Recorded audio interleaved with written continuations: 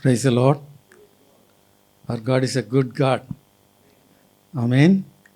The farm laws have been repealed. Amen. It appeared so impossible, but God did a great miracle. Amen. With our God, everything is possible. Hallelujah. We are going to worship this living God now. Amen. Are we ready? Let's start with the word of prayer. Loving Heavenly Father, we thank you for this wonderful Sunday morning. Lord, you are a God. You do wonders and miracles without number or master. You said to God, yes, in Ephesians 3:20, beyond your wildest dreams, I can answer your prayers, O God. Yes, O Lord, you are the same yesterday, today, and forever, O God. Today we have come here to worship you as the King of Kings and the Lord of Lords. Lord, in your mighty name, we totally cover the place with the precious blood of Jesus Christ. All the oppression plans of the devil, we totally destroy everything in Jesus' name. Lord, we want to give you all the glory and honor. In Jesus' name we pray. Amen. Amen. Praise the Lord, church. Welcome to this service. It's a new day and it's a wonderful opportunity to worship our God once more. And as we begin worship today, let's look to the Psalms once more. Psalm 103:1 in NLT version says, "Let all that I am praise the Lord. With my whole heart I will praise his holy name." It's a beautiful verse that talks of worshiping God, praising him. And what's in a name? It's something that we have no control over, isn't it? Our names were not chosen by us. When we look at the Old Testament, there are several names by which God reveals his nature and the great I am, and several names that we are familiar with. But when I was reading through, I found some translations which were really beautiful. I thought I could share them with you.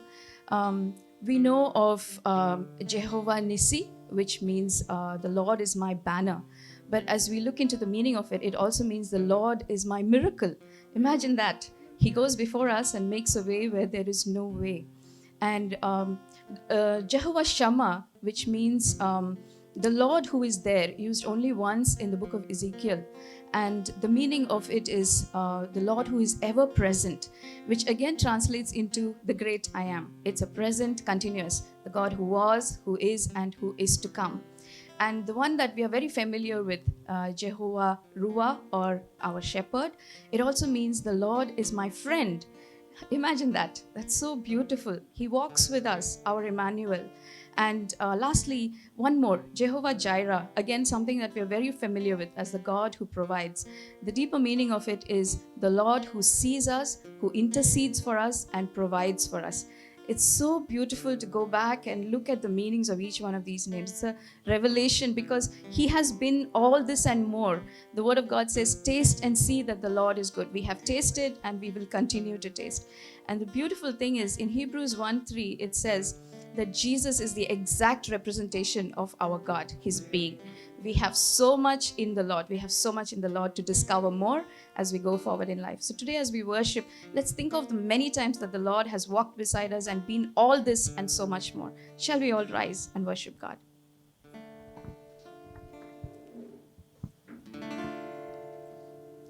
ಕರ್ತನಾಮ ನನಗಾಶ್ರಯವೇ ಭಯವಿಲ್ಲ ನನಗೆಂದಿಗೂ ಕರ್ತನಾಮ ನನಗಾಶ್ರಯವೇ ಭಯವಿಲ್ಲ ನನಗೆಂದಿಗೂ ಯೆಹೋವಾ ಹೀಗೆ ಎಲ್ಲವ ನೋಡಿಕೊಳ್ಳುವ ಯೆಹೋವಾ ಹೀಗೆ ಎಲ್ಲವ ನೋಡಿಕೊಳ್ಳುವ ಅಗತ್ಯವೆಲ್ಲ ಪೂರೈಸುವನು ಅಗತ್ಯವೆಲ್ಲ ಪೂರೈಸುವನು ಕರ್ತನಾಮ ನನಗಾಶ್ರಯವೇ ಭಯವಿಲ್ಲ ನನಗೆಂದಿಗೂ ಕರ್ತನಾಮ ನನಗಾಶ್ರಯವೇ ಭಯವಿಲ್ಲ ನನಗೆಂದಿಗೂ ಯೆಹೋವಾ ನಿಸಿಯೇ ಎಂದೆಂದು ಜಯ ನೀಡುವ ಯೆಹೋವಾ ನಿಸಿಯೇ ಎಂದೆಂದು ಜಯ ನೀಡುವ ಸೋಲಿಲ್ಲ ನನಗೆ ಸೋಲಿಲ್ಲ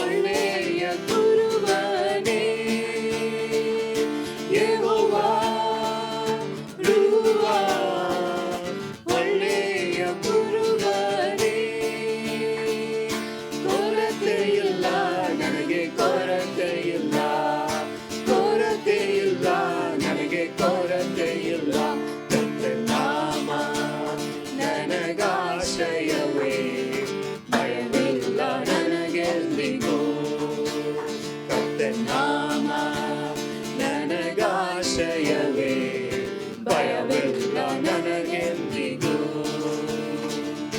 ಯೆಹೋವಾ ಶಮ್ಮ ಜೊತೆಯಲ್ಲಿ ಇರುವವನು ಯೆಹೋವಾ ಶಮ್ಮ ಜೊತೆಯಲ್ಲಿ ಇರುವವನು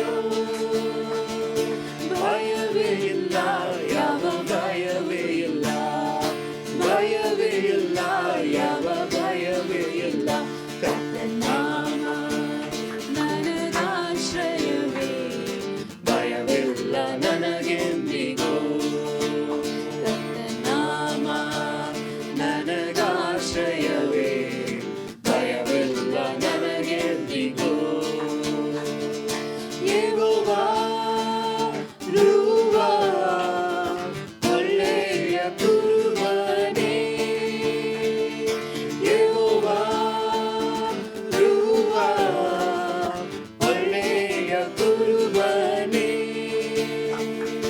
ಕೊರತೆ ಇಲ್ಲ ನನಗೆ ಕೊರತೆ ಇಲ್ಲ ಕೊರತೆ ಇಲ್ಲ ನನಗೆ ಕೊರತೆ ಇಲ್ಲ ಕರ್ತನ ನಾಮ ನನಗಾಶ್ರಯವೇ ಭಯವಿಲ್ಲ ನನಗೆಂದಿಗೂ ಕರ್ತನ ನಾಮ ನನಗಾಶ್ರಯವೇ ಭಯವಿಲ್ಲ ನನಗೆಂದಿಗೂ ಯೆಹೋವಾ ಶಮ್ಮ ಜೊತೆಯಲ್ಲಿ ಇರುವವನು ಯೆಹೋವಾ ಶಮ್ಮ ಜೊತೆಯಲ್ಲಿ ಇರುವವನು ಭಯವಿಲ್ಲ ಯಾವ ಭಯವಿಲ್ಲ ಭಯವಿಲ್ಲ ಯಾವ ಭಯವೂ ಇಲ್ಲ ಕರ್ತನ ನಾಮ ನನಗಾಶ್ರಯವೇ ಭಯವಿಲ್ಲ ನನಗೆಂದಿಗೂ ಕರ್ತನ ನಾಮ ನನಗಾಶ್ರಯವೇ ಭಯವಿಲ್ಲ ನನಗೆಂದಿಗೂ ಕರ್ತನ ನಾಮ ನನಗಾಶ್ರಯವೇ ಭಯವಿಲ್ಲ ನನಗೆಂದಿಗೂ ಕರ್ತನ ನಾಮ ನನಗಾಶ್ರಯವೇ ಭಯವಿಲ್ಲ ನನಗೆಂದಿಗೂ ಭಯವಿಲ್ಲ ನನಗೆಂದಿಗೂ ಭಯವಿಲ್ಲ ನನಗೆಂದಿಗೂ. Lord God Almighty, we worship you, Lord, this morning. Thank you for this new day, oh God, that we can come together and worship you, Lord, on this Sunday. Thank you, Lord. Your name is so majestic, God. Exalted above all. Exalted above all. We thank you, Father. Thank you for all that you have done for us, oh God, for who you are in our life, oh Lord. Every step of the way, Father, you have made provisions for us. Thank you, Lord, for Jesus. Thank you, Lord. Lord, he is the exact representation of your being, oh Lord. Lord, we know, oh God, we have tasted and seen that you're so good to us, Father. Thank you, Lord. Thank you, Father. Thank you, Lord. Thank you for your Holy Spirit within us, Lord. Such a great treasure you have placed within us, oh God, within these earthen vessels. Father, help us walk in a way that glorifies your name, Lord, every step of the way, Father. Thank you, Lord. Thank you, Lord. Thank you, Lord. Thank you.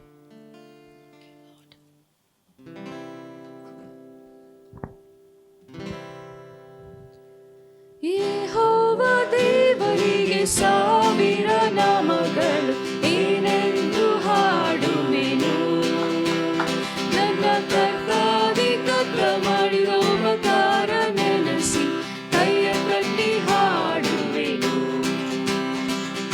ಯೆಹೋವಾ ದೇವರಿಗೆ ಸಾವಿರ ನಾಮಗಳು ಏನೆಂದು ಹಾಡುವೆನು ನನ್ನ ಕರ್ತಾವಿಕತ್ತ ಮಾಡಿರೋ ಉಪಕಾರ ನೆನೆಸಿ ಕೈಯ ತಟ್ಟಿ ಹಾಡುವೆನು ಯೆಹೋವಾ ಶಾಲೋಮ್ ಯೆಹೋವಾ ಶಮ್ಮ ಯೆಹೋವಾ ರೂವಾ ಯೆಹೋವಾ ರಾಫಾ ಯೆಹೋವಾ ಶಾಲೋಮ್ ಯೆಹೋವಾ ಶಮ್ಮ ಯೆಹೋವಾ ರೂವಾ ಯೆಹೋವಾ ರಾಫಾ ಯೆಹೋವಾ ದೇವರಿಗೆ ಸಾವಿರ ನಾಮಗಳು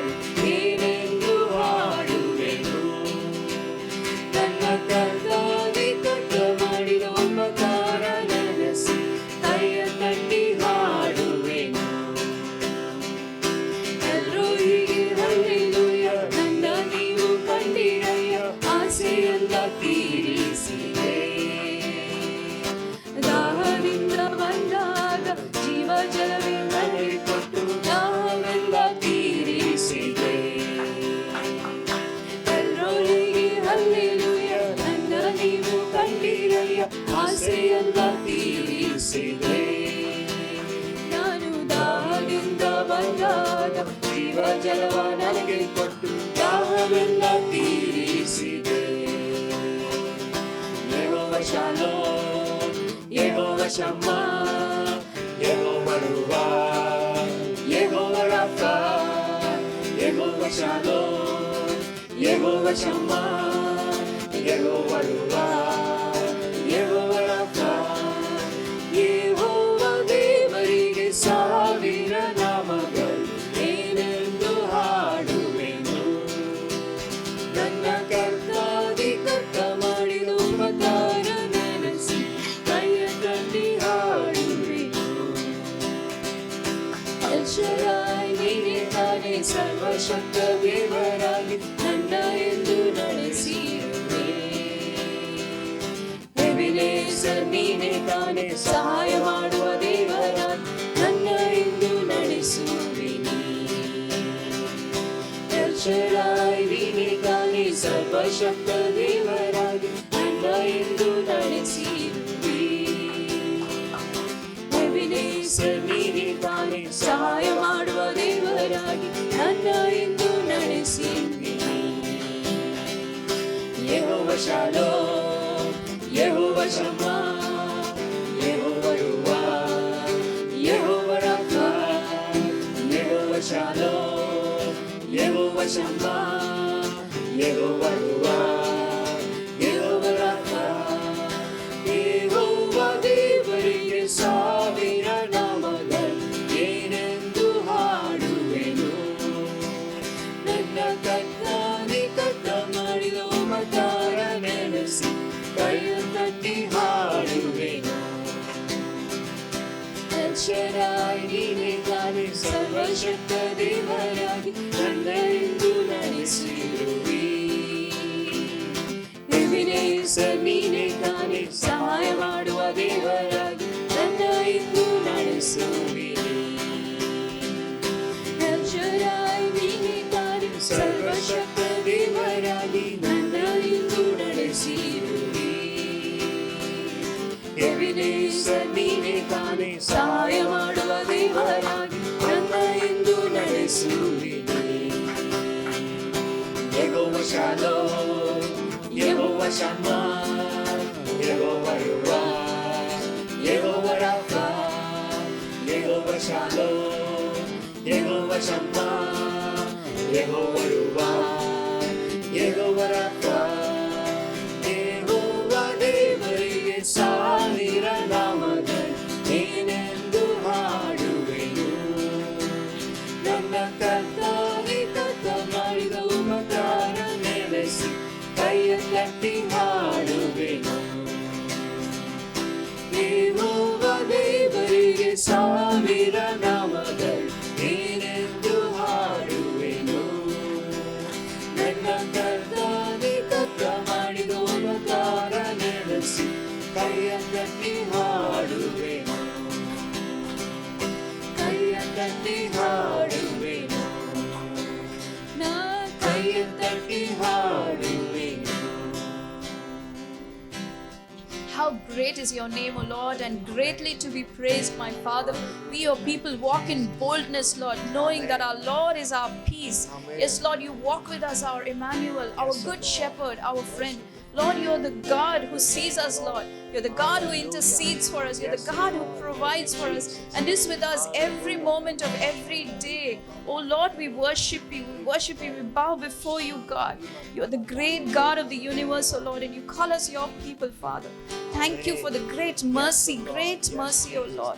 Lord, may we live in your presence every day, God, every moment of every day, God. In your presence, Father. Let that be our portion, oh Lord. Let that be our portion. Thank you, Father. Thank you, Lord. Thank you. Yes, Lord Jesus. Thank you, Lord. Thank you, Lord. Thank you.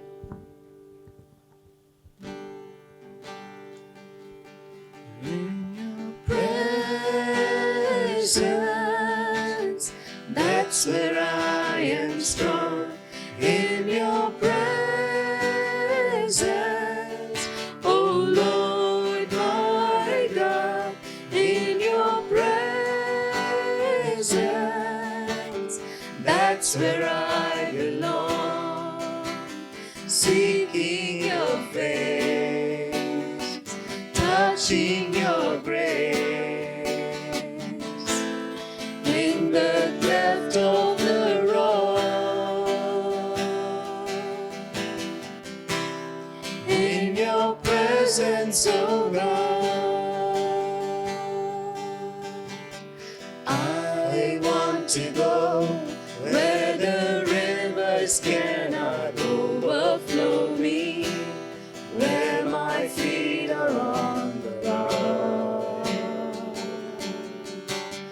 I want to hide where the blazing fire cannot burn me, in your presence, oh God.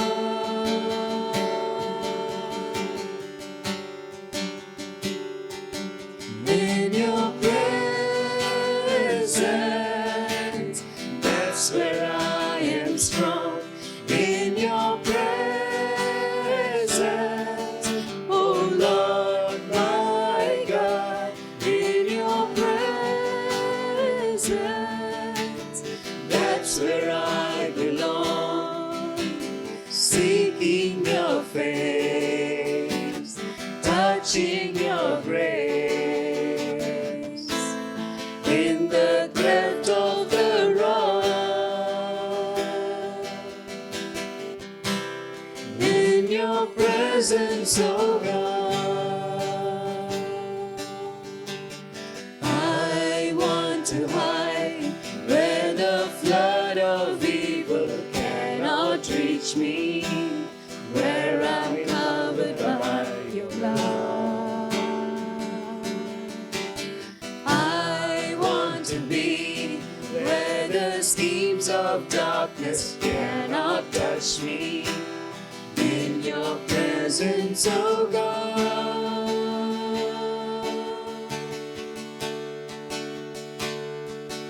In your presence, that's where I am strong. In your presence,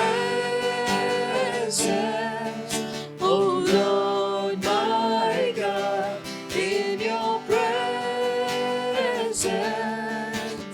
that's where I belong.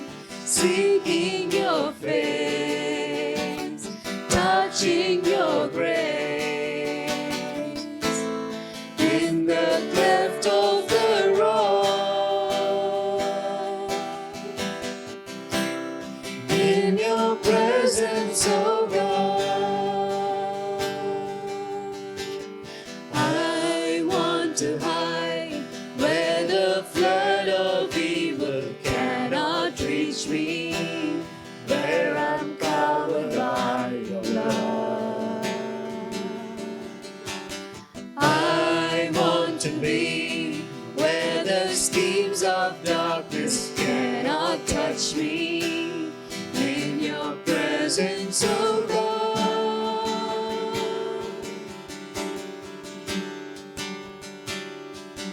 In your presence,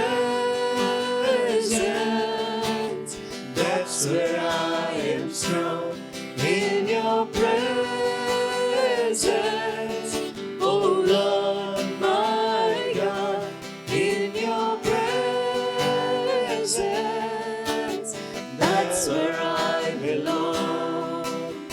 Seeking your face, touching your grace. In the cleft of the rock, in your presence, oh God. Seeking your face, touching your grace. In the cleft of the rock, in your presence, oh God.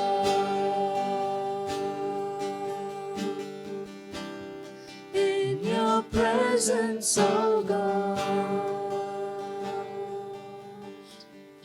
Lord, we thank you that you are here, O God, in our midst. Lord, it is wonderful, oh Lord, to remain in your presence, Lord. Like David said, oh God, one thing I ask, and this is what I seek, that I would dwell in the house of the Lord every day of my life, oh Lord, to gaze upon the beauty of the Lord, oh Lord, and to inquire in his temple, Father, to take delight in your perfections, Lord, and to meditate upon you, Father. That is where we are strong, oh God, and to know that our God is, who was, who is, and is to come, oh God, and our hope is on you, oh Lord. We're strong, oh God, because of who you are, oh God, because of who you are to us, oh God. Thank you, Lord. Thank you for everything that you have done for us through our Lord Jesus, Lord. We stand on him, oh Lord, on him, oh Lord. He's our hope, oh God. Thank you, Lord. Thank you, Lord. Thank you, Lord.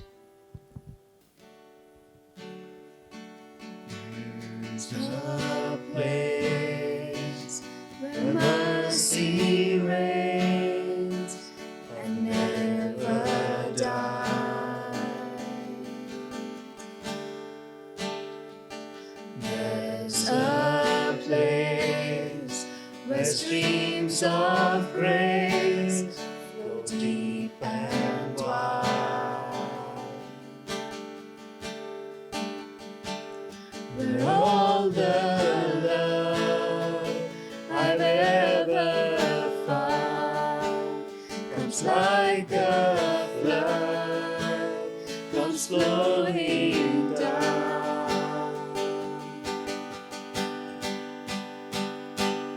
At the cross, I surrender my life.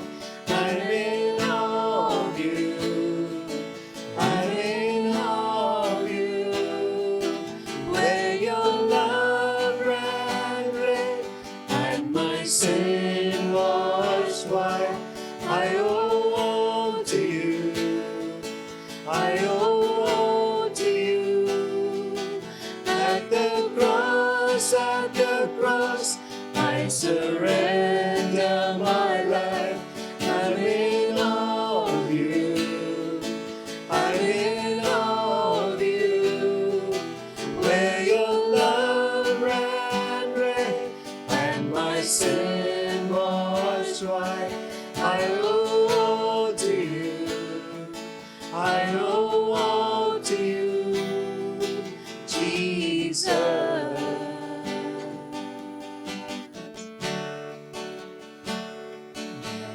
There's a place where sin and shame are powerless,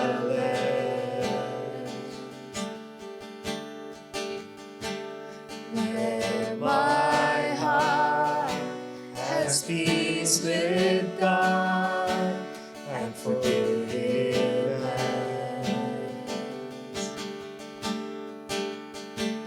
where all the love I've ever found comes like a flood, comes flowing down.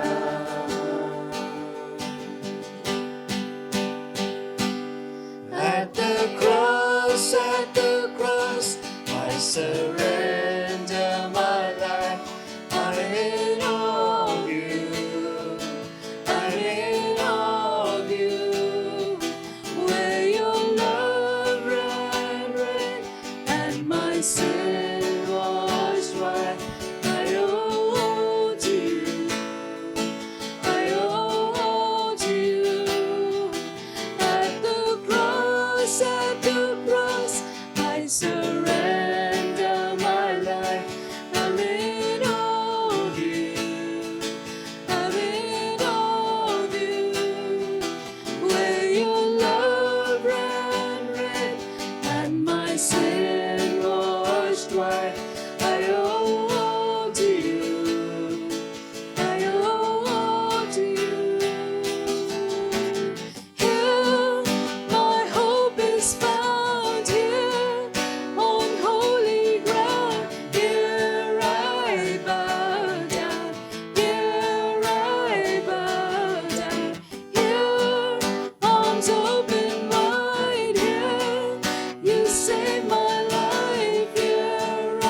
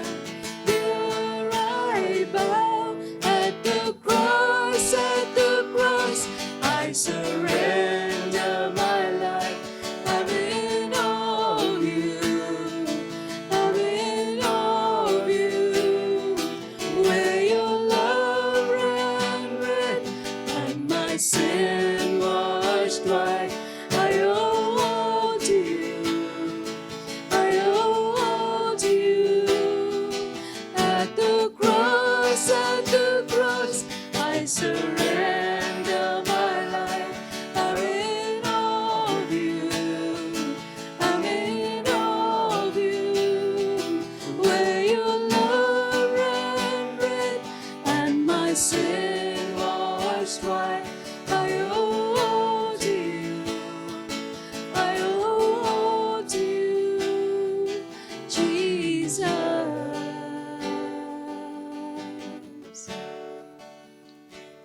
Jesus.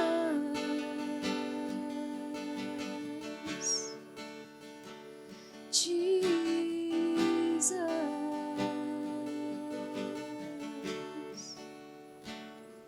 Lord God Almighty, we thank you, Lord. We thank you, Lord. We thank you. Thank you, Lord Jesus. You have a name, O Lord, that is high above everything else, O Lord, in heaven and on earth and under the earth, O God. Your name is above every authority, every power, every dominion, O Lord, and every ruler, O Lord. And your name, O Lord, is exalted in this age and in the age to come, O Lord. How great is your name, O Lord. How great is your name, O Lord. What a privilege, Lord, to be called by your name, O Lord, as your children, Father. Thank you, Lord. Thank you, Father. Thank you for such great provisions for us, O Lord. We walk boldly in this truth, Father. We walk boldly in this truth, O Lord. Lord, we pray for the grace to live a submitted life, Father, to have an undivided heart of devotion, O Lord, directed towards you and listening and walking according to your will, O God. Lord, may that be who we are, O God, in the days to come, to reflect your glory, O Lord, wherever you are, O Lord, and bring glory to your name wherever and whatever we do, O Lord. Thank you, Lord. Thank you, Lord. Blessed be your name, O Lord God. Blessed be your name, O Lord. Thank you for your presence in this place, Father. Thank you, Lord. May your will be done in our lives, O Lord, and in this place. We give the rest of the time into your hands, O Lord. May your name be exalted, Father. May your name be exalted. In Jesus' name I pray. Amen. Praise the Lord. Okay, let's bow down, close our eyes to God. Father God, we come to you, Abba Father, in Jesus' name. We thank you, Father God, that you are a good God. You are Jehovah Ruah, Father God, our shepherd, our friend, Father Lord. And when you are our friend, Father God, there is your peace and your joy, Father God. We will be able to listen to you, Father. We thank you that all the plans that you have for us are to prosper us, Father God, to give us a future and a hope, Father Lord. And also, Father God, to transform us to become like Jesus, Father. We thank you, Father. Even as we are going to study your word, Father, fill us with your spirit of wisdom, understanding, and revelation in the knowledge of you. Help us to apply the word to our lives, Father God. Grant us discernment, Father God, that we will be wise, Father God, and diligent, Father God, to do your word. In Jesus' name we pray. Amen. Praise the Lord. Pastor had given us a good introduction. ಉತ್ತಮವಾದ ಪ್ರೀತಿಕೆಯನ್ನು ಸಭಾಪಾಲಕರು ಈಗಾಗಲೇ ನೀಡಿರುತ್ತಾರೆ. How we need to cleanse ourselves. ನಮ್ಮನ್ನು ನಾವು ಹೇಗೆ ಶುದ್ಧೀಕರಿಸಿಕೊಳ್ಳಬೇಕೆಂಬುದನ್ನು. That was one way. Cleansing comes through repentance. ಶುದ್ಧೀಕರಿಸುವಿಕೆ ಅದು ಪಶ್ಚಾತ್ತಾಪ ಪಟ್ಟುಕೊಳ್ಳುವುದರಿಂದ ಬರುವಂತಹದ್ದಾಗಿದೆ. ಅದು when we repent of what we have sinned against God, confess and ask forgiveness, God cleanses us, forgives us and cleanses us. ನಾವು ದೇವರಿಗೆ ವಿರುದ್ಧವಾದುದನ್ನು ಏನಾದರೂ ಮಾಡಿರುವಾಗ ಅವುಗಳಿಗೋಸ್ಕರವಾಗಿ ಪಶ್ಚಾತ್ತಾಪ ಪಟ್ಟುಕೊಂಡು ಕ್ಷಮೆ ಬೇಡುವಾಗ ದೇವರು ಕ್ಷಮೆ ನೀಡಿ ನಮ್ಮನ್ನು ಶುದ್ಧೀಕರಿಸುತ್ತಾನೆ. And with that cleansing comes healing and goodness, God's goodness and prosperity. ಆ ಶುದ್ಧೀಕರಿಸುವಿಕೆಯಿಂದ ಬರುವಂತಹದ್ದು ಸ್ವಸ್ಥತೆ ಹಾಗೂ ಆತನಿಂದ ದೊರಕುವಂತಹ ಶುಭ. That is an abundant life in Christ Jesus. ಅದು ಕ್ರಿಸ್ತ ಯೇಸುವಿನಲ್ಲಿ ನಮಗೆ ದೊರಕುವ ಸಮೃದ್ಧಿಯಾದ ಜೀವಿತವಾಗಿದೆ. And I want to read to you something from 1 John chapter 3.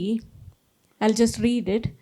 Behold what manner of love the Father has bestowed on us, that we should be called the children of God. ನಾವು ದೇವರ ಮಕ್ಕಳಾಗುವ ಕೃಪೆಯನ್ನು ದೇವರು ನಮಗೆ ಅನುಗ್ರಹಿಸಿರುತ್ತಾನೆ.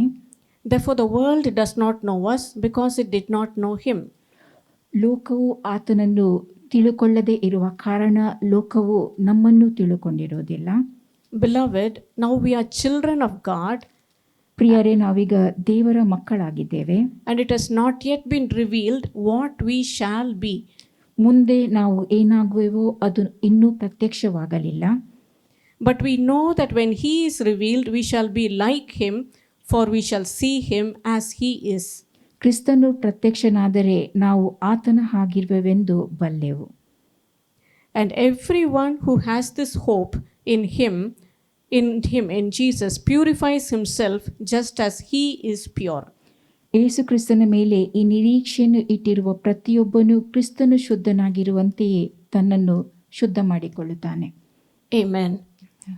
So when we are in Christ Jesus as children of God, ದೇವರ ಮಕ್ಕಳಾಗಿ ನಾವು ಕ್ರಿಸ್ತ ಯೇಸುವಿನಲ್ಲಿರುವಾಗ we should always have the hope that we are going to be with the Lord one day.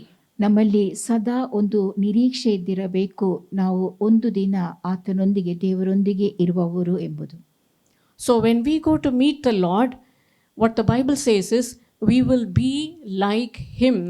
ನಾವು ದೇವರನ್ನು ಸಂಧಿಸುವಾಗ ಸತ್ಯವೇದವು ಹೇಳುತ್ತದೆ ನಾವು ಆತನ ಹಾಗೆ ಇರುವೆವು ಎಂಬುದಾಗಿ. But the condition is he who believes it will purify himself. ಆದರೆ ಇರುವಂಥ ಷರತ್ತು, ಯಾರು ಆತನ ಮೇಲೆ ನಂಬಿಕೆ ಇಡುತ್ತಾರೋ ಅವರು ತಮ್ಮನ್ನು ತಾವು ಶುದ್ಧೀಕರಿಸಿಕೊಳ್ಳುತ್ತಾರೆ ಎಂಬುದು. So this purification or spiritual cleansing goes on till the day we die. ಈ ಶುದ್ಧೀಕರಿಸುವಿಕೆ, ಆತ್ಮಿಕ ಶುಚಿಗೊಳಿಸುವಿಕೆ ಅದು ನಾವು ಸಾಯುವವರೆಗೂ ಮುಂದುವರಿಯುವಂತಹದ್ದಾಗಿದೆ. It is not just a one day work.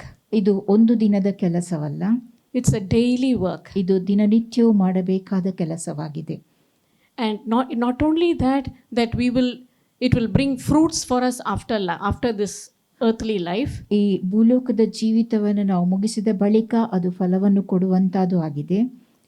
In this earthly life also we will reap the benefits. ಮತ್ತು ಈ ಭೂಲೋಕದ ಜೀವಿತ ಕಾಲದುದ್ದಕ್ಕೂ ನಾವು ಅದರ ಪ್ರಯೋಜನವನ್ನು ಪಡೆಯುತ್ತೇವೆ. In Joshua chapter 1 verse 8, the Lord told Joshua clearly, when you diligently observe to do according to all that is written therein, you will have good success and you will prosper. ಸತ್ಯವೇದದಲ್ಲಿ ಬರೆದಿರುವ ಮಾತುಗಳನ್ನೆಲ್ಲ ನೀವು ಶ್ರದ್ಧೆಯಿಂದ ಪಾಲಿಸಿದರೆ ನೀವು ಮಾಡುವಂಥ ಎಲ್ಲ ಕೆಲಸಗಳಲ್ಲಿ ನಿಮಗೆ ಕೆಲಸಗಳು ಸಫಲವಾಗುವವು ಮತ್ತು ನೀವು ಅಭಿವೃದ್ಧಿ ಹೊಂದುವಿರಿ ಎಂಬುದಾಗಿ ಯೆಹೋಶುವ 1:8 ಬರೆದಿರುವಂತಹದನ್ನು ನೋಡುತ್ತೇವೆ. And even the picture that we get in Deuteronomy 28 verses 1 to 13, it is a picture of abundance, goodness, health. Wherever you go, you are blessed. ಧರ್ಮೋಪದೇಶ ಕಾಂಡ 28:1-30 ಬರೆಯುವಂಥ ಚಿತ್ರಣ, ನೀವು ಎಲ್ಲೆಲ್ಲಿ ಹೋಗುತ್ತೀರೋ ಅಲ್ಲಿ ನಿಮ್ಮ ಕಾರ್ಯಗಳು ಸಫಲವಾಗುವಂಥದ್ದು ಹಾಗೂ ನೀವು ಫಲಪ್ರದವಾಗಿ ಜೀವಿಸುವಂಥದ್ದು, ಅಭಿವೃದ್ಧಿ ಸಮೃದ್ಧಿಯನ್ನು ಹೊಂದುವಂಥದ್ದನ್ನು ತೋರಿಸುತ್ತದೆ. So that is the plan that God has for us. ಅಂಥ ಯೋಜನೆಯನ್ನು ದೇವರು ನಮಗಾಗಿ ಇಟ್ಟಿದ್ದಾನೆ. So that is what we should keep it in our mind. We should visualize Deuteronomy 28 or Joshua 1:8. Then 1 John chapter 3 verse 3. We have to visualize, imagine, that is how I should be. ಧರ್ಮೋಪದೇಶ ಕಾಂಡ 28 ಬರೆದಿರುವಂಥ ಸಂಗತಿ, ಯೆಹೋಶುವ 1:8 ಬರೆದಂಥ ಸಂಗತಿ ಹಾಗೂ 1 ಯೋಹಾನ 3 ಬರೆದಂಥ ಸಂಗತಿಗಳನ್ನು ನಾವು ನಮ್ಮ ಕಣ್ಣ ಮುಂದೆ ಸದಾ ಇಟ್ಟುಕೊಂಡಿರಬೇಕು. So when we have that picture in front of us, that will motivate us to be diligent to do the spiritual cleansing. ಅಂಥ ಚಿತ್ರಣ ನಮ್ಮ ಕಣ್ಣ ಮುಂದೆ ಇರುವಂಥ ವೇಳೆಯಲ್ಲಿ ನಾವು ಶ್ರದ್ಧೆಯಿಂದ ಕಾರ್ಯನಡೆಸುತ್ತೇವೆ ಮತ್ತು ಆತ್ಮಿಕವಾಗಿ ನಮ್ಮನ್ನು ಶುದ್ಧೀಕರಿಸಿಕೊಳ್ಳುತ್ತೇವೆ. And there was one caution that Jesus gave in the New Testament. ಹೊಸ ಒಡಂಬಡಿಕೆಯಲ್ಲಿ ಯೇಸು ಕೊಟ್ಟಂತ ಒಂದು ಎಚ್ಚರಿಕೆ, A house was cleaned up, decorated, but it was empty. ಒಂದು ಮನೆಯನ್ನು ಶುದ್ಧೀಕರಿಸಿ ಅದನ್ನು ಅಲಂಕರಿಸಿಡಲಾಯಿತು ಮತ್ತು ಆ ಮನೆ ಖಾಲಿಯಾಗಿತ್ತು. Jesus was not in the house, or the master was not in the house. ಆ ಮನೆಯಲ್ಲಿ ಯೇಸು ಇದ್ದಿರಲಿಲ್ಲ, ಮನೆಯ ಯಜಮಾನನು ಇದ್ದಿರಲಿಲ್ಲ. So the evil spirit which had gone out came back with 7 more deadly evil spirits. ಅಲ್ಲಿಂದ ಹೊರಟು ಹೋದ ಕೆಟ್ಟ ದುರಾತ್ಮಗಳು ಇನ್ನಷ್ಟು ಹೆಚ್ಚು 7ರಷ್ಟು ಹೆಚ್ಚು ದುರಾತ್ಮಗಳೊಂದಿಗೆ ಮತ್ತೆ ಹಿಂತಿರುಗಿ ಬಂದದನ್ನು ನೋಡುತ್ತೇವೆ. That is a warning. ಅದು ಒಂದು ಎಚ್ಚರಿಕೆ ಮಾತಾಗಿದೆ. So when we do a spiritual cleansing of our life and our home, we should fill it with the presence of Jesus.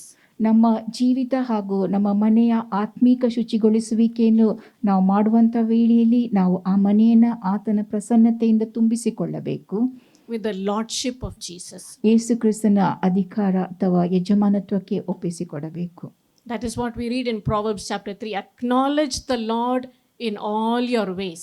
ಜ್ಞಾನೋಕ್ತಿ 3ರಲ್ಲಿ ನಾವು ಅದನ್ನು ನೋಡುತ್ತೇವೆ, ನಿಮ್ಮ ಎಲ್ಲಾ ನಡವಳಿಕೆಯಲ್ಲಿ ಆತನಿಗೆ ವಿಧೇಯರಾಗಿರಿ ಎಂಬುದಾಗಿ. That means every day we have to open our mouth and say, I acknowledge Jesus, your lordship over this day, over what I'm going to do, what I'm going to speak or think or decide. ಪ್ರತಿನಿತ್ಯವೂ ನಾವು ನಮ್ಮ ಆ ದಿನದ ಕೆಲಸಗಳನ್ನು ಯಾವ ರೀತಿಯಾಗಿ ಮಾಡುತ್ತೇವೋ ಅವೆಲ್ಲವನ್ನು ನಿನ್ನ ಒಡೆತನಕ್ಕೆ ಒಪ್ಪಿಸಿಕೊಡುತ್ತೇವೆ ಎಂಬುದಾಗಿ ನಾವು ಹೇಳುವವರಾಗಿರಬೇಕು. And when we really mean it, God speaks, He guides our affairs, He will lead us.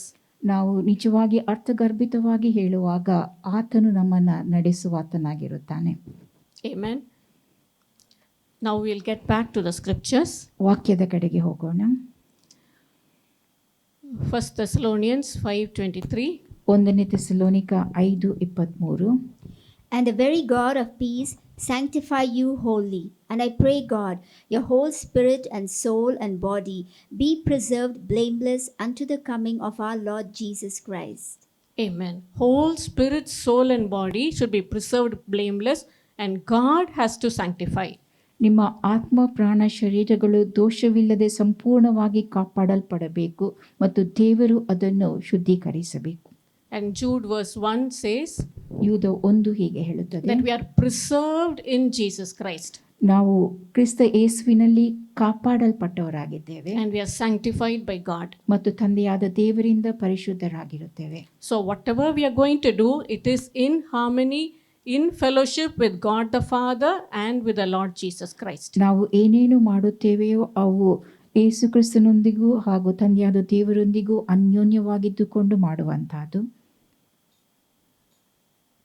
Now today we are going to read now 1 Corinthians chapter 3 verses 16 and 17. ಇಂದು ನಾವು 1 ಕೊರಿಂಥ 3ನೇ ಅಧ್ಯಾಯ ವಚನ 16-17 ಓದಲಿದ್ದೇವೆ. Know ye not that ye are the temple of God, and that the Spirit of God dwelleth in you? If any man defile the temple of God, him shall God destroy, for the temple of God is holy, which temple ye are. Now the TPT version for verse 16 says, you have become God's inner sanctuary, and that the Spirit of God makes his permanent home in you. 1 ಕೊರಿಂಥ 3ನೇ ಅಧ್ಯಾಯ 16ನೇ ವಚನದ TPT ಭಾಷಾಂತರ ಹೀಗೆ ಹೇಳುತ್ತದೆ, ನೀವು ದೇವರ ಅಂತಃಪುರವಾಗಿದ್ದೀರಿ ಮತ್ತು ದೇವರು ನಿಮ್ಮೊಳಗೆ ಸದಾಕಾಲ ಶಾಶ್ವತವಾಗಿ ವಾಸ ಮಾಡುವ ಆತನಾಗಿದ್ದಾನೆ, ದೇವರ ಆತ್ಮನು. So that we should really be happy, thankful and conscious that God is dwelling inside of us. ದೇವರು ನಮ್ಮೊಳಗೆ ವಾಸ ಮಾಡುತ್ತಿದ್ದಾನೆ ಎಂಬುದನ್ನು ತಿಳಿದುಕೊಂಡವರಾಗಿ ನಾವು ಕೃತಜ್ಞತೆಯುಳ್ಳವರಾಗಿ ಸಂತೋಷ ಪಟ್ಟುಕೊಳ್ಳುವವರಾಗಿರಬೇಕು. We are a walking temple of God. ನಾವು ದೇವರ ಆಲಯವಾಗಿದ್ದೇವೆ ಮತ್ತು ಅದರೊಂದಿಗೆ ನಡೆದಾಡುವವರಾಗಿದ್ದೇವೆ. So as a walking temple of God, others also can see. ದೇವರ ನಡೆದಾಡುವ ಈ ಆಲಯವನ್ನು ಇತರರು ನೋಡಲು ಸಾಧ್ಯ. And God gives the caution, if we defile this body, God will also destroy us. ಈ ದೇಹವನ್ನು ನಾವು ಕೆಡಿಸಿದಲ್ಲಿ ದೇವರು ನಮ್ಮನ್ನು ಕೆಡಿಸುತ್ತಾನೆ ಎಂಬುದಾಗಿ ನಾವು ವಾಕ್ಯದಲ್ಲಿ ನೋಡುತ್ತೇವೆ. We are defiling the temple of God. ನಾವು ದೇವರ ಆಲಯವನ್ನು ಕೆಡಿಸುವವರಾಗಿದ್ದೇವೆ. Whether it is by the food that we eat or whatever we drink, if they are wrong things, we should keep away. ನಾವು ತೆಗೆದುಕೊಳ್ಳುವ ಆಹಾರ ಅಥವಾ ಕುಡಿಯುವಂತಹದ್ದು ಅದು ತಪ್ಪಾಗಿದ್ದಲ್ಲಿ ಅಂಥವುಗಳನ್ನು ನಾವು ಬಿಟ್ಟು ಬಿಡಬೇಕು.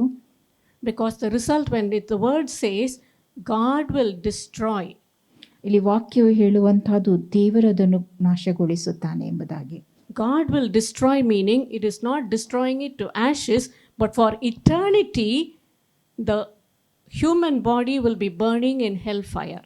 ದೇವರು ಅದನ್ನು ಬೂದಿಯನ್ನಾಗಿ ಮಾಡೋದಲ್ಲ, ಶಾಶ್ವತವಾಗಿ ನಿತ್ಯ ಕಾಲಕ್ಕೂ ಅದು ನರಕದ ಬೆಂಕಿಯಲ್ಲಿ ಉರಿಯುವಂತಹದ್ದು. So the eternal punishment is something great for which all the other temporary sins have no value at all. ನಿತ್ಯ ಶಿಕ್ಷೆ ಅದು ದೊಡ್ಡದಾಗಿರುತ್ತದೆ, ತಾತ್ಕಾಲಿಕವಾದ ಪಾಪ ಅದಕ್ಕೆ ಯಾವ ಬೆಲೆಯೂ ಇರುವುದಿಲ್ಲ. And also the cleansing, the discipline that we take today that will bear eternal fruit.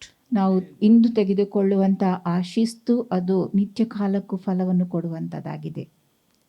2 Corinthians chapter 6 verse 16 says, "You are the temple of the living God." 2 ಕೊರಿಂಥ 6ನೇ ಅಧ್ಯಾಯ 14ನೇ ವಚನ ಹೀಗೆ ಹೇಳುತ್ತದೆ, ನಾವು ಜೀವ ಸ್ವರೂಪನಾದ ದೇವರ ಮಂದಿರವಾಗಿದ್ದೇವೆ ಎಂಬುದಾಗಿ. God says, "I will dwell in them, walk in them." ನಾನು ಅವರೊಂದಿಗೆ ವಾಸಿಸುತ್ತಾ ತಿರುಗಾಡುವೆನು ಎಂಬುದಾಗಿ ದೇವರು ಹೇಳುತ್ತಾನೆ. So this should be our daily prayer. Lord, I need to know and experience you walking with me every day. ದಿನನಿತ್ಯವೂ ನೀನು ನನ್ನೊಂದಿಗಿದ್ದುಕೊಂಡು ನಡೆದಾಡುವಂಥದ್ದು ಅನುಭವ ನನ್ನದಾಗಿರಬೇಕೆಂಬುದಾಗಿ ನಾವು ಪ್ರತಿನಿತ್ಯವೂ ಪ್ರಾರ್ಥಿಸುವವರಾಗಿರಬೇಕು. And that is why in verse 17 it says, "Come out from among them, be separate." ಆ ಕಾರಣದಿಂದಾಗಿ ವಾಕ್ಯ 17ರಲ್ಲಿ ನಾವು ನೋಡುತ್ತೇವೆ, ಆದುದರಿಂದ ಅನ್ಯ ಜನರ ಮಧ್ಯದಲ್ಲಿಂದ ಹೊರಟು ಬಂದು ಪ್ರತ್ಯೇಕವಾಗಿರ್ರಿ ಎಂಬುದಾಗಿ. He says, "Be separate. ಪ್ರತ್ಯೇಕವಾಗಿರ್ರಿ ಎಂಬುದಾಗಿ ಆತನು ಹೇಳುತ್ತಾನೆ. Touch not the unclean thing. ಅಶುದ್ಧವಾದ ಯಾವುದನ್ನು ಮುಟ್ಟದಿರಿ. Anything that pertains to any other religions, you cannot go and meddle with them." ಇತರ ಧರ್ಮಕ್ಕೆ ಸಂಬಂಧಿಸಿದ ಯಾವುದೇ ಸಂಗತಿಗಳೊಂದಿಗೆ ನೀವು ವ್ಯವಹರಿಸಲು ಸಾಧ್ಯವಿಲ್ಲ. Because in Isaiah 43, God clearly says, "I am the Lord thy God, there is none else besides me." Yeshaya 43ರಲ್ಲಿ ದೇವರು ಹೇಳಿದ್ದು, ನನ್ನನ್ನು ಬಿಟ್ಟು ಬೇರೆ ದೇವರುಗಳೇ ಇಲ್ಲ, ನಾನೇ ನಿಮಗೆ ದೇವರು ಎಂಬುದಾಗಿ. And then in verse 18, it says, ವಚನ 18 ಹೀಗೆ ಹೇಳುತ್ತದೆ, "And will be a father unto you, and you shall be my sons and daughters." ನಾನು ನಿಮ್ಮನ್ನು ಸೇರಿಸಿಕೊಂಡು ನಿಮಗೆ ತಂದೆಯಾಗಿರುವೆನು, ನೀವು ನನಗೆ Kumara ಕುಮಾರಿಯರು ಆಗಿರುವಿರಿ. But we became children of God the day we believed in Jesus, that he died and rose again from the dead for our sins. ಯೇಸು ಕ್ರಿಸ್ತನು ನಮ್ಮ ಪಾಪಗಳಿಗಾಗಿ ಸತ್ತು ಜೀವಿತನಾಗಿ ಎಬ್ಬಿಸಲ್ಪಟ್ಟನು ಎಂಬುದಾಗಿ ನಾವು ನಂಬಿದ ದಿನದಿಂದ ದೇವರ ಮಕ್ಕಳು ನಾವಾಗಿರುತ್ತೇವೆ. But to continue in the privilege of sonship with God, we need to be separated from all that is unclean. ಆದರೆ ದೇವರ ಮಕ್ಕಳಾಗಿ ನಾವು ಮುಂದುವರಿಯಬೇಕಾದಲ್ಲಿ ಎಲ್ಲ ಪಾಪದಿಂದ ನಾವು ನಮ್ಮನ್ನು ಪ್ರತ್ಯೇಕಿಸಿಕೊಳ್ಳಬೇಕು. Now we'll come to 2 Corinthians 7:1. 2 ಕೊರಿಂಥ 7 ವಚನ 1 ನೋಡುವ. Having therefore these promises, dearly beloved, let us cleanse ourselves from all filthiness of the flesh and spirit, perfecting holiness in the fear of God.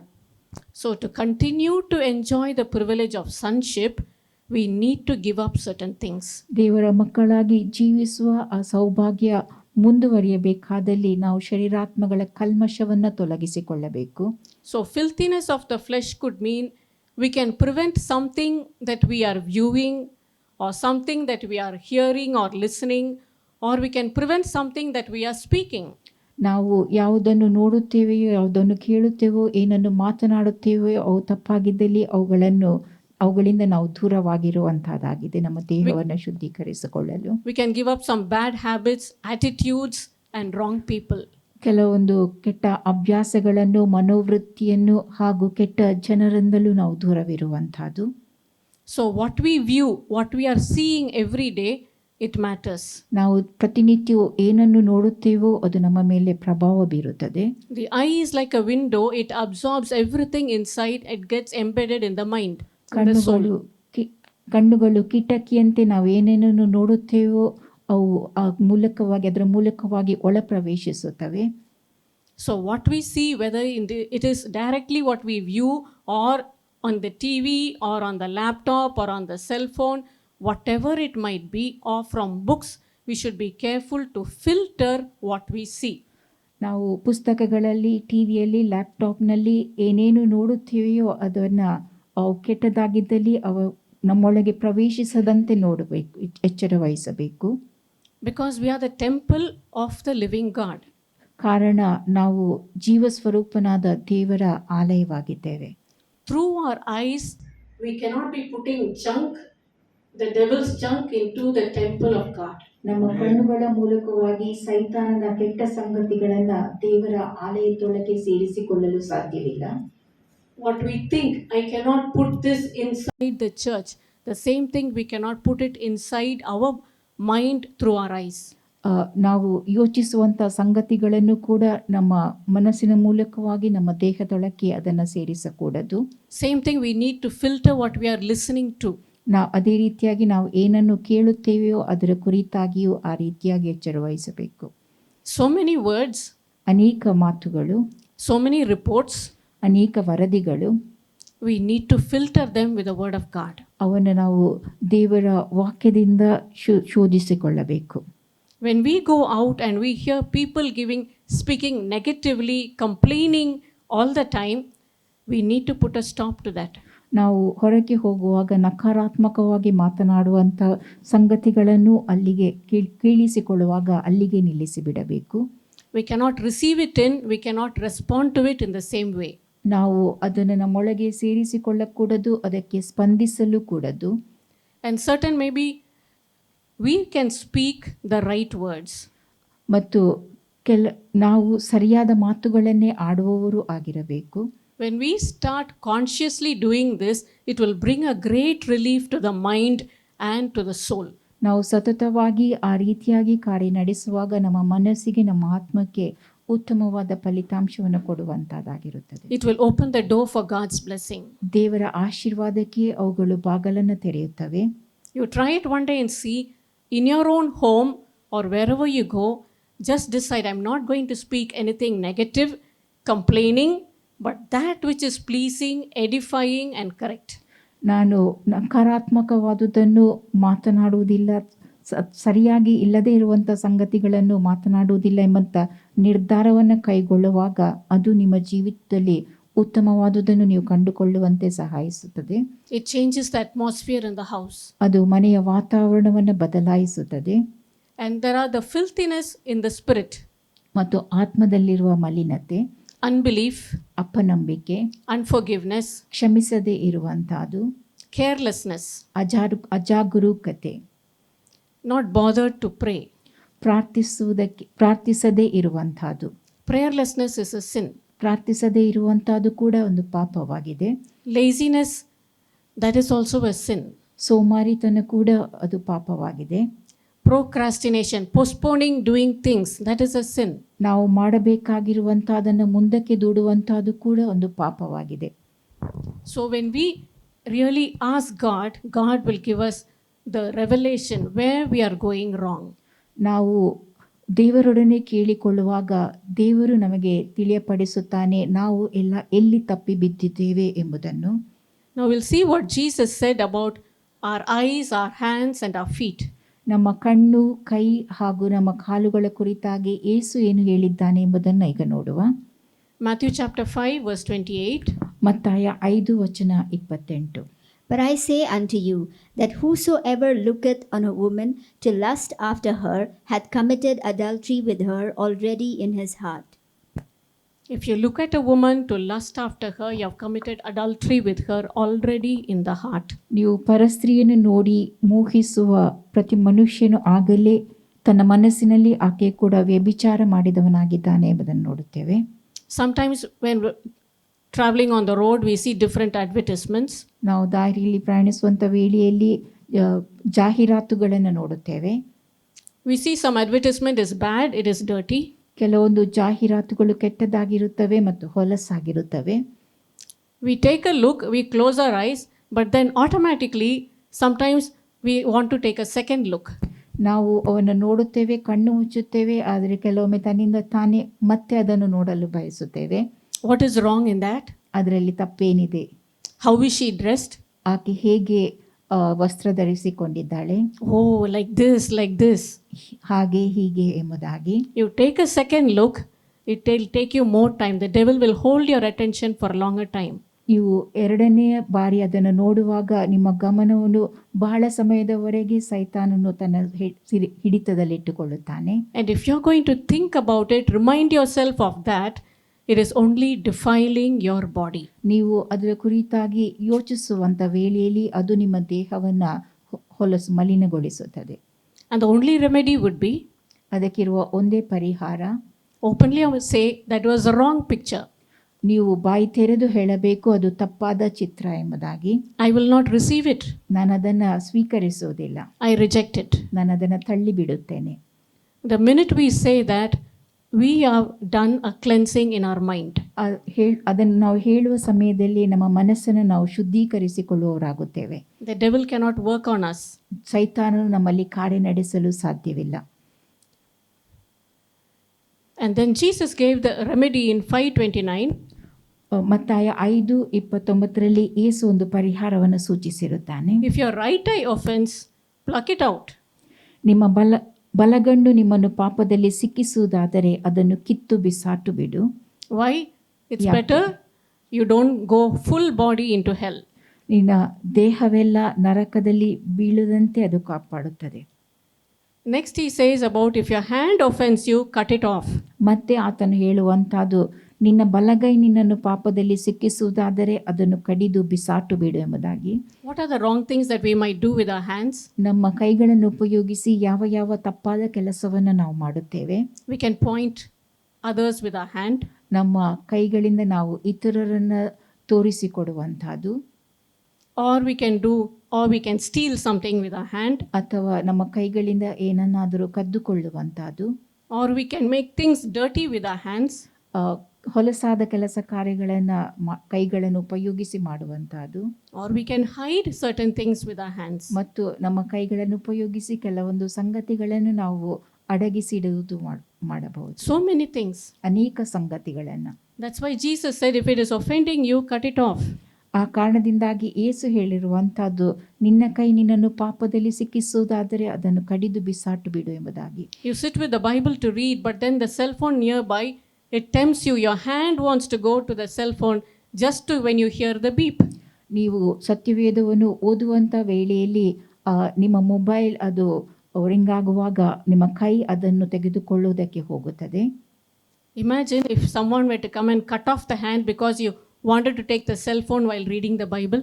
ಊಹಿಸಿಕೊಳ್ಳಿರಿ, ನೀವು ಸತ್ಯವೇದವನ್ನು ಓದುವಂಥ ವೇಳೆಯಲ್ಲಿ ನೀವು ಮೊಬೈಲನ್ನು ತೆಗೆದುಕೊಳ್ಳಲು ಹೋಗುವಾಗ ಯಾರಾದರೂ ಬಂದು ನಿಮ್ಮ ಕೈಗಳನ್ನು ಕಡಿದು ಬಿಡುವಂತಹದನ್ನು ಊಹಿಸಿ. You'll think it is such a horrible punishment.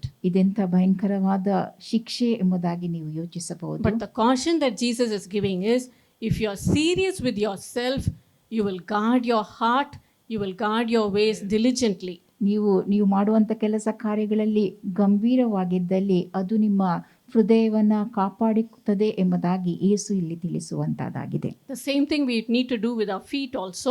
ನಮ್ಮ ಪಾದಗಳ ಕುರಿತಾಗಿಯೂ ನಾವು ಅದೇ ರೀತಿಯಾಗಿ ಎಚ್ಚರ ವಹಿಸಬೇಕು. And in Mark chapter 9 verses 43 to 48, Jesus gives something slightly different. Mark 9:43-48 ಯೇಸು ಏನೋ ಒಂದು ಭಿನ್ನವಾದುದನ್ನು ತಿಳಿಸುತ್ತಾನೆ. It is not just cutting off the hand or the feet or the plucking of the eye.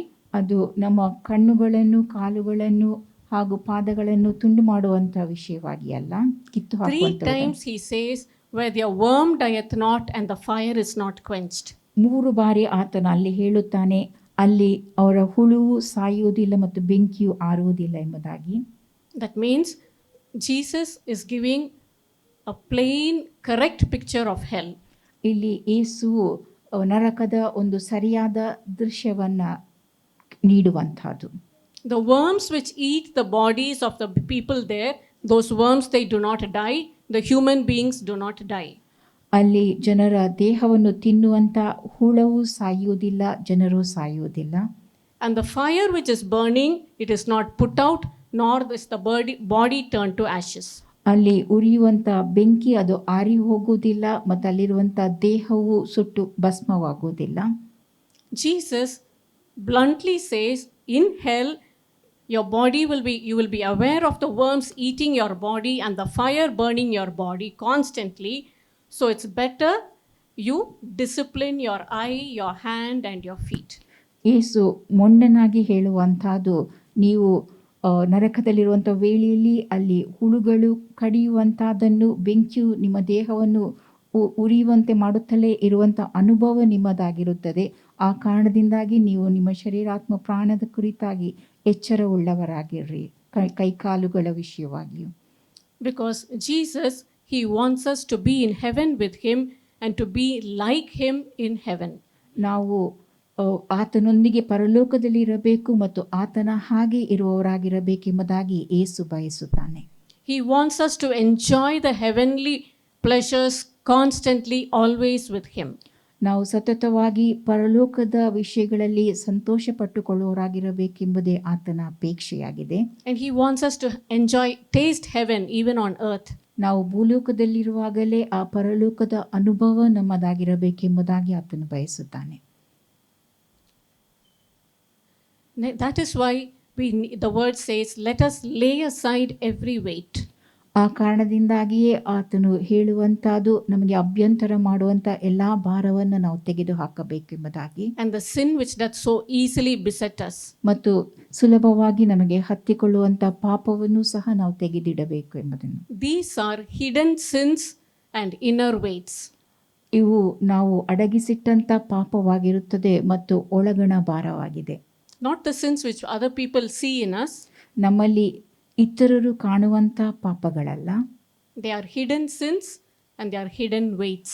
ಅವು ಅಡಗಿಸಲ್ಪಟ್ಟಂತ ಪಾಪ ಹಾಗೂ ಅಡಗಿಸಲ್ಪಟ್ಟಂತ ಭಾರವಾಗಿದೆ.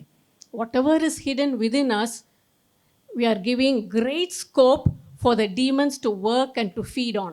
ನಾವು ಯಾವುದನ್ನು ಒಳಗೆ ಅಡಗಿಸಿಡುತ್ತೇವೋ ನಾವು ಸೈತಾನನಿಗೆ ನಮ್ಮಲ್ಲಿ ಕಾರ್ಯನಡೆಸುವುದಕ್ಕೆ ಅನುಮತಿ ನೀಡುವುದಾಗಿದೆ.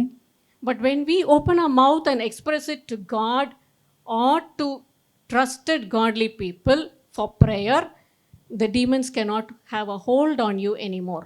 ನಾವು ಅವುಗಳನ್ನು ತೆರೆದು ದೇವರೊಂದಿಗೆ ತಿಳಿಸುವಾಗ ಅಥವಾ ದೇವರಲ್ಲಿರುವ ದೇವ ಜನರ ಬಳಿ ಅದನ್ನು ಹೇಳಿಕೊಳ್ಳುವಾಗ ದೇವರು ನಮಗೆ ಸಹಾಯಕನಾಗಿರುತ್ತಾನೆ. First and foremost, open it up to God. ಮೊದಲಾಗಿ ನಾವು ದೇವರಿಗೆ ಬಾಯಿ ತೆರೆದು ಅದನ್ನು ತಿಳಿಸಬೇಕು. Get God's forgiveness and God's cleansing. ದೇವರ ಕ್ಷಮೆಯನ್ನು ನಾವು ಹೊಂದಿಕೊಳ್ಳಬೇಕು ಮತ್ತು ಆತನಿಂದ ದೊರಕುವಂತ ಶುದ್ಧೀಕರಣ ನಮ್ಮದಾಗಬೇಕು. If the problem is still persisting, again ask God's guidance and the guidance from trustworthy godly people. ಸಮಸ್ಯೆ ಮುಂದುವರಿದಲ್ಲಿ ದೇವರಿಂದ ನಾವು ಮಾರ್ಗದರ್ಶನವನ್ನು ಪಡೆದುಕೊಳ್ಳಬೇಕು ಮತ್ತು ನಂಬಿಕೆಯುಳ್ಳ ದೇವಜನರ ಬಳಿಗೆ ಹೋಗಿ ಅವರಿಂದಲೂ ಮಾರ್ಗದರ್ಶನವನ್ನು ಪಡೆದುಕೊಳ್ಳಬೇಕು. Inner weights could be inner pressures and other problems. ಆಂತರ್ಯದ ಭಾರ ಅದು ಇತರ ಸಮಸ್ಯೆಗಳಾಗಿದ್ದಿರಬಹುದು. Perry Stone once said he was struggling with mental breakdown and depression for some time. Perry Stone ಅವರು ಹೇಳಿರುವಂತಹದ್ದು ಸ್ವಲ್ಪ ಸಮಯಗಳ ಕಾಲ ಅವರು ಕೂಡ ಖಿನ್ನತೆಗೊಳಗಾಗಿದ್ದರು ಎಂಬುದನ್ನು. He battled it with the word of God. ದೇವರ ವಾಕ್ಯದ ಮೂಲಕವಾಗಿ ಅವರು ಹೋರಾಟ ನಡೆಸಿದರು. He continued the work of God, ministering, teaching, everything he was doing well. ದೇವರ ಸೇವೆ ಹಾಗೂ ಉಪದೇಶ ಮಾಡುವಂತಹದೆಲ್ಲವುಗಳಲ್ಲಿ ಅವರು ಆ ಸಮಯದಲ್ಲಿಯೂ ಮುಂದುವರಿದಿದ್ದರು. But there was a struggle, something trying to pull him down. ಆದರೆ ಯಾವುದೋ ಒಂದು ಹೋರಾಟ ಅವರನ್ನು ಕೆಳಕ್ಕೆ ಎಳೆಯುತ್ತಿತ್ತು. He was aware that some of his ancestors, they had in the hereditary line, they had this mental breakdown and anxiety problems. ಅವರ ಪೂರ್ವಿಕರಿಗೂ ಕೂಡ ಇಂಥ ಒಂದು ಖಿನ್ನತೆ ಹಾಗೂ ಮಾನಸಿಕ ಕಾಯಿಲೆಗಳಿದ್ದಂಥ ಸಂಗತಿಗಳು ಅವರಿಗೆ ತಿಳಿದಿತ್ತು. So he thought that is following. ಅದೇ ಸಮಸ್ಯೆ ಇವರನ್ನು ಕಾಡುತ್ತಿದೆ ಎಂಬುದಾಗಿ ಅವರು ತಿಳುಕೊಂಡರು. I need to overcome it with the word of God, with the blood of Jesus. ದೇವರ ವಾಕ್ಯದ ಮೂಲಕವಾಗಿಯೂ ಯೇಸು ಕ್ರಿಸ್ತನ ರಕ್ತದ ಮೂಲಕವಾಗಿಯೂ ಅವೆಲ್ಲವುಗಳ ಮೇಲೆ ಜಯಗಳಿಸಬೇಕೆಂಬುದಾಗಿ ತಿಳಿದಿದ್ದರು. Once he shared it openly in a public meeting. ಒಂದು ಸಾರ್ವಜನಿಕ ಕೂಟದಲ್ಲಿ ಅದನ್ನು ಅವರು ಹಂಚಿಕೊಂಡಿದ್ದರು. And for prayer, multitudes of people came forward because they were having similar mental breakdowns and anxiety problems. ದೊಡ್ಡ ಗುಂಪಿನ ಜನರಿಗೂ ಅದೇ ರೀತಿಯ ಮಾನಸಿಕ ಕಾಯಿಲೆ ಹಾಗೂ ತೊಂದರೆಗಳಿದ್ದ ಕಾರಣ ಪ್ರಾರ್ಥನೆಗಾಗಿ ಬಹಳಷ್ಟು ಜನರು ಮುಂದೆ ಬಂದಿದ್ದರು. He could pray for them, he could minister to them wonderfully. ಅದ್ಭುತವಾದ ರೀತಿಯಲ್ಲಿ ಅವರೊಂದಿಗೆ ಮಾತನಾಡುವುದು ಸಾಧ್ಯವಾಗಿತ್ತು ಹಾಗೂ ಪ್ರಾರ್ಥಿಸುವುದು ಅವರಿಗೆ ಸಾಧ್ಯವಾಗಿತ್ತು. But when he was returning from the meeting, ಆದರೆ ಅವರು ಆ ಕೂಟವನ್ನು ಮುಗಿಸಿ ಹಿಂದಕ್ಕೆ ಹೋಗುವಂತ ವೇಳೆಯಲ್ಲಿ a few of his godly friends, they came immediately and they said, and they anointed him with oil and said, we are not letting you go until we anoint you, pray over you and see that you are completely well. ದೇವ ಭಕ್ತರಾಗಿದ್ದ ಕೆಲವು ಸ್ನೇಹಿತರು ಅವರ ಬಳಿಗೆ ಬಂದು ಅವರನ್ನು ಎಣ್ಣೆಯಿಂದ ಅಭಿಷೇಕಿಸಿ ನಾವು ನಿನ್ನನ್ನು ಈ ರೀತಿಯಾಗಿ ಪ್ರಾರ್ಥಿಸದೆ ಹೋಗಲು ಕೊಡುವುದಿಲ್ಲ ಎಂಬುದಾಗಿ ಹೇಳಿದರು. It took some time. ಸ್ವಲ್ಪ ಸಮಯ ಅದಕ್ಕೆ ತಗಲಿತ್ತು. But after that corporate prayer, he was completely well. ಎಲ್ಲರೂ ಒಟ್ಟಾಗಿ ಪ್ರಾರ್ಥಿಸಿದ ಬಳಿಕ ಅವರು ಸ್ವಸ್ಥರಾದರು. Great men of God need prayer. ದೇವರ ಸೇವಕರುಗಳಿಗೂ ಕೂಡ ಪ್ರಾರ್ಥನೆಯ ಅವಶ್ಯಕತೆ ಇರುತ್ತದೆ. ordinary Christians, we ordinary believers also we need prayer. ಸಾಧಾರಣವಾದ ಕ್ರೈಸ್ತರು ಹಾಗೂ ಸಾಧಾರಣವಾದ ವಿಶ್ವಾಸಿಗಳಾದ ನಮಗೂ ಪ್ರಾರ್ಥನೆ ಅವಶ್ಯಕತೆ ಇದೆ. Everyone who is called as a Christian, we need to pray for ourselves, we need to pray for one another. ಕ್ರೈಸ್ತರಾಗಿರುವ ನಾವೆಲ್ಲರೂ ಇತರರಿಗೋಸ್ಕರವಾಗಿಯೂ ಪ್ರಾರ್ಥಿಸಬೇಕು, ನಮಗಾಗಿಯೂ ಪ್ರಾರ್ಥಿಸುವವರಾಗಿರಬೇಕು. That is why whatever is, we cannot keep everything within ourselves. We need to open up to God, and we need to open up to the right people to get godly counsel and the light of God. ಎಲ್ಲ ವಿಷಯವನ್ನು ನಾವು ನಮ್ಮೊಳಗೆ ಇಟ್ಟುಕೊಳ್ಳದೆ ದೇವರೊಂದಿಗೆ ಅದನ್ನು ತೆರೆದು ನುಡಿಯಬೇಕು ಮತ್ತು ದೇವಭಕ್ತರಾದ ಜನರೊಂದಿಗೆ ಅದನ್ನು ತಿಳಿಸಿ ದೇವರ ವಾಕ್ಯದ ಬೆಳಕಿನಲ್ಲಿ ಅವೆಲ್ಲವುಗಳನ್ನು ಸರಿಪಡಿಸಿಕೊಳ್ಳಬೇಕು. Only then we can press on in the race. ಆಗ ಮಾತ್ರವೇ ನಾವು ನಮ್ಮ ಓಟವನ್ನು ಮುಂದಕ್ಕೆ ಸಾಗಿಸಲು ಸಾಧ್ಯ. If something is pulling you down, a worry or a problem, it's better to lay it down at the feet of Jesus and then run the race. ಯಾವುದೇ ಸಮಸ್ಯೆ ಹಾಗೂ ತೊಂದರೆಗಳು ನಿಮ್ಮನ್ನು ಕೆಳಗೆ ಎಳೆಯುತ್ತಿವೆ ಆದಲ್ಲಿ ಅದನ್ನು ನೀವು ಬದಿಗೊತ್ತಿ ಇಟ್ಟು ಮತ್ತೆ ನಿಮ್ಮ ಓಟವನ್ನು ಮುಂದುವರಿಸಬೇಕು. It may be concerning your children, ಇದು ನಿಮ್ಮ ಮಕ್ಕಳ ವಿಷಯವಾಗಿದ್ದಿರಬಹುದು, some unchanging problem, ಬದಲಾಗದ ಸಮಸ್ಯೆಗಳಿದ್ದಿರಬಹುದು, which you are not able to handle. ಅದನ್ನು ನೀವು ನಿರ್ವಹಿಸಲು ಸಾಧ್ಯವಾಗದೇ ಇರುವಂತಹದ್ದು. Lay it down. ಅವೆಲ್ಲವನ್ನ ಬದಿಗೆ ಒತ್ತಿರಿ. Give it to Jesus. ಅವನ ಯೇಸುವಿನ ಕೈಗಳಿಗೆ ಕೊಡಿರಿ. And ask Jesus, give me the strength to press on. ಮತ್ತು ಮುಂದಕ್ಕೆ ಸಾಗಲು ಬೇಕಾದಂಥ ಶಕ್ತಿಯನ್ನು ನೀನು ನನಗೆ ಕೊಡು ಎಂಬುದಾಗಿ ಯೇಸುವನ್ನ ಕೇಳಿಕೊಳ್ಳಿರಿ. He trains our hands for war and our fingers for battle. ಯುದ್ಧಕ್ಕಾಗಿ ನಮ್ಮ ಬೆರಳುಗಳನ್ನು ಕೈಗಳನ್ನು ಆತನು ತರಬೇತಿ ನೀಡುತ್ತಾನೆ. And he gives us the word and the joy to fight the good fight of faith. ನಂಬಿಕೆಯಿಂದ ಶ್ರೇಷ್ಠ ಹೋರಾಟವನ್ನು ಮಾಡುವುದಕ್ಕೆ ಬೇಕಾದಂಥವುಗಳೆಲ್ಲವನ್ನು ಆತನು ನಿಮಗೆ ಕೊಡುತ್ತಾನೆ. Good fight of faith is where you win. ನಂಬಿಕೆಯಿಂದ ಮಾಡುವಂಥ ಶ್ರೇಷ್ಠ ಹೋರಾಟದಲ್ಲಿ ನೀವು ಜಯಗಳಿಸುತ್ತೀರಿ. Bad fight is when you are depressed and we are putting on a show of fighting and you lose. ಕೆಟ್ಟ ಹೋರಾಟ ಅದು ನೀವು ಖಿನ್ನತೆಗೊಳಗಾಗಿದ್ದಾಗ ಹೋರಾಟ ಮಾಡುವಂಥ ಅದನ್ನು ತೋರಿಸಿಕೊಡುವಂಥ ಅದು ಆಗ ನೀವು ಸೋಲುತ್ತೀರಿ. So it's better to open up to God, let the light of God come in so that depression or demonic oppression cannot work in you anymore. ದೇವರ ನಿಮ್ಮ ಬಾಗಲನ್ನು ತೆರೆಯಿರಿ, ದೇವರ ಬೆಳಕು ಒಳಕ್ಕೆ ಪ್ರವೇಶಿಸಲಿ, ಆ ಖಿನ್ನತೆ ಹಾಗೂ ಇತರ ಎಲ್ಲ ಕೆಟ್ಟ ಸಂಗತಿಗಳು ಅವುಗಳನ್ನು ನಾಶಗೊಳಿಸಲಿ. 1 Peter 2:1 we have already seen, lay aside all malice, all guile. 1 ಪೇತ್ರ 2:1 ನಾವು ಈಗಾಗಲೇ ನೋಡಿದ್ದೇವೆ. ಎಲ್ಲ ಕೆಟ್ಟತನ, ಎಲ್ಲ ವಂಚನೆ, ಕಪಟ, ಹೊಟ್ಟೆ ಕಿಚ್ಚನ್ನು ವಿಸರ್ಜಿಸಿ ಬಿಡಿರಿ ಎಂಬುದನ್ನು. We have to lay down hypocrisies, envies and all evil speakings. ಎಲ್ಲ ಕಪಟತನ, ಎಲ್ಲ ಹೊಟ್ಟೆ ಕಿಚ್ಚು ಹಾಗೂ ಎಲ್ಲ ಥರದ ನಿಂದೆಯನ್ನು ವಿಸರ್ಜಿಸಿ ಬಿಡಬೇಕು. All kinds of evil speakings. ಎಲ್ಲ ಥರದ ನಿಂದಾತ್ಮಕ ಮಾತುಗಳು, Harsh, cruel words we have to give up. ಕ್ರೂರವಾದ ಮಾತುಗಳನ್ನು ನಾವು ವಿಸರ್ಜಿಸಿ ಬಿಡಬೇಕು. In Proverbs chapter 12 verse 18, ಜ್ಞಾನೋಕ್ತಿ 12:18, there is that speaketh like the piercings of a sword, but the tongue of the wise is health. ಕತ್ತಿ ತಿವಿದ ಹಾಗೆ ದುಡುಕಿ ಮಾತಾಡುವವರುಂಟು, ಮತಿವಂತರ ಮಾತೆ ಮದ್ದು. When harsh, cruel words are spoken, it causes holes in the emotions of the people around. ಕ್ರೂರವಾದ ಮಾತುಗಳನ್ನು ನುಡಿಯುವಾಗ ಅದು ಜನರ ಹೃದಯದಲ್ಲಿ ಕೆಟ್ಟ ಪ್ರಭಾವವನ್ನು ಬೀರುತ್ತದೆ. And this Peristone again says, Satan wants to take the children captive. ಸೈತಾನನು ಮಕ್ಕಳನ್ನು ಸೆರೆ ಹಿಡಿಯಲು ಬಯಸುತ್ತಾನೆ.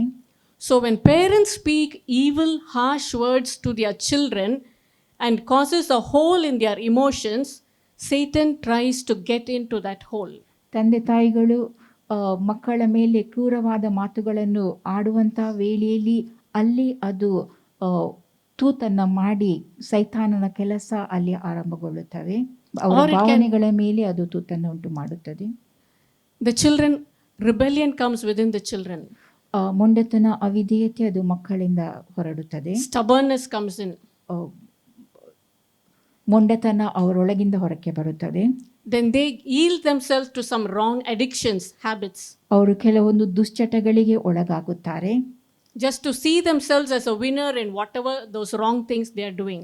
ಅವರು ಯಾವ ತಪ್ಪು ಕೆಲಸ ಕಾರ್ಯಗಳನ್ನು ಮಾಡುತ್ತಾರೋ ಆ ಮೂಲಕವಾಗಿ ಅವರು ಜಯಶಾಲಿಗಳೆಂಬುದನ್ನು ತೋರಿಸಿಕೊಡುವುದು.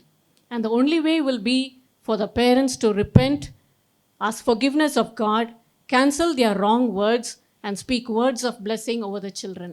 ಮಕ್ಕಳು ಹೆತ್ತವರು ಅವುಗಳಿಗೋಸ್ಕರವಾಗಿ ಪಶ್ಚಾತ್ತಾಪ ಪಟ್ಟುಕೊಂಡು ದೇವರ ಕ್ಷಮಾಪಣೆಯನ್ನು ಬೇಡಿ ಆ ತಪ್ಪಾದ ಮಾತುಗಳನ್ನು ಆಡಿರುವುದಕ್ಕೋಸ್ಕರವಾಗಿ ಪ್ರಾಯಶ್ಚಿತ್ತ ಪಟ್ಟುಕೊಂಡು ದೇವರ ಆಶೀರ್ವಾದದ ನುಡಿಗಳನ್ನು ಅವರ ಮೇಲೆ ನುಡಿಯುವಂತಹದ್ದು. That's why in Proverbs 13:3 it says, "He who opens wide his lips shall have destruction." ಆ ಕಾರಣದಿಂದಾಗಿ ಜ್ಞಾನೋಕ್ತಿ 13:3 ಹೀಗೆ ಹೇಳುತ್ತದೆ, ಬಾಯಿಯನ್ನು ಕಾಯುವವನು ಜೀವವನ್ನು ಕಾಯುತ್ತಾನೆ ಎಂಬುದಾಗಿ. If you hear someone chatting constantly, there will be sin somewhere there. ಯಾರಾದರೂ ನಿರಂತರವಾಗಿ ಮಾತನಾಡುತ್ತಲೇ ಇರುವಂತಹದನ್ನು ನಾವು ಕೇಳಿಕೊಳ್ಳುವಾಗ ಅಲ್ಲಿ ಯಾವುದು ಪಾಪ ಇದೆ ಎಂಬುದನ್ನು ನಾವು ತಿಳ್ಕೊಳ್ಳಬೇಕು. I read about Jonathan Edwards. Jonathan Edward ಅವರು ಹೇಳಿದ ಮಾತನ್ನು ನಾನು ಕೇಳಿದ್ದೇನೆ. He was a very vibrant preacher.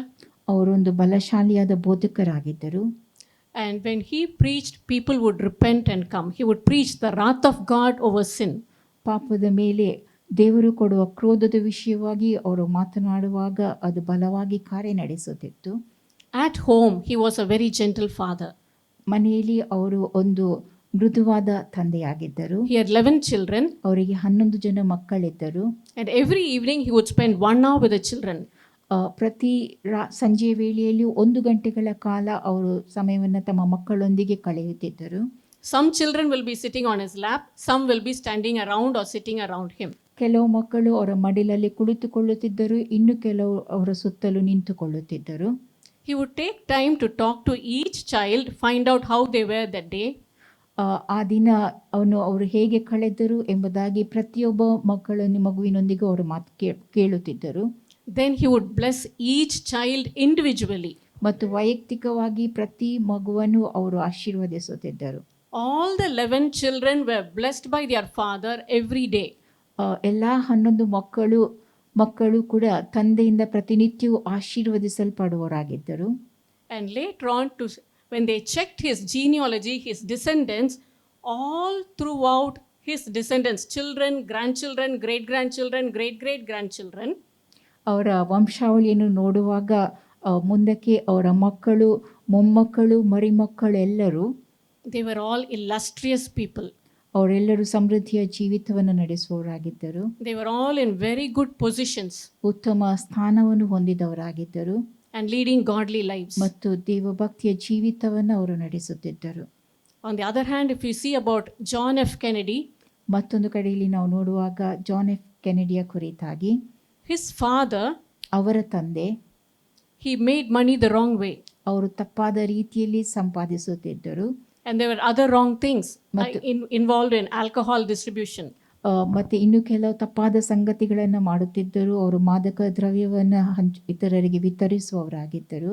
Whatever wrong things the senior man had done, it was visited by a curse upon the children, the grandchildren, and the great-grandchildren. ಹಿರಿಯರು ಮಾಡಿದ ತಪ್ಪಾದ ಸಂಗತಿಯ ಮೂಲಕವಾಗಿ ಅವರ ಮಕ್ಕಳು, ಮೊಮ್ಮಕ್ಕಳು, ಮರಿಮಕ್ಕಳು ಆಶೀರ್ವಾದವನ್ನು ಕಳೆದುಕೊಂಡವರಾಗಿದ್ದರು. So when we check our lives, ನಮ್ಮ ಜೀವಿತವನ್ನು ನಾವು ಪರೀಕ್ಷಿಸಿ ನೋಡುವಾಗ we can check father's side, mother's side, was the lineage everything right? If there was anything wrong, we can repent and ask God for forgiveness.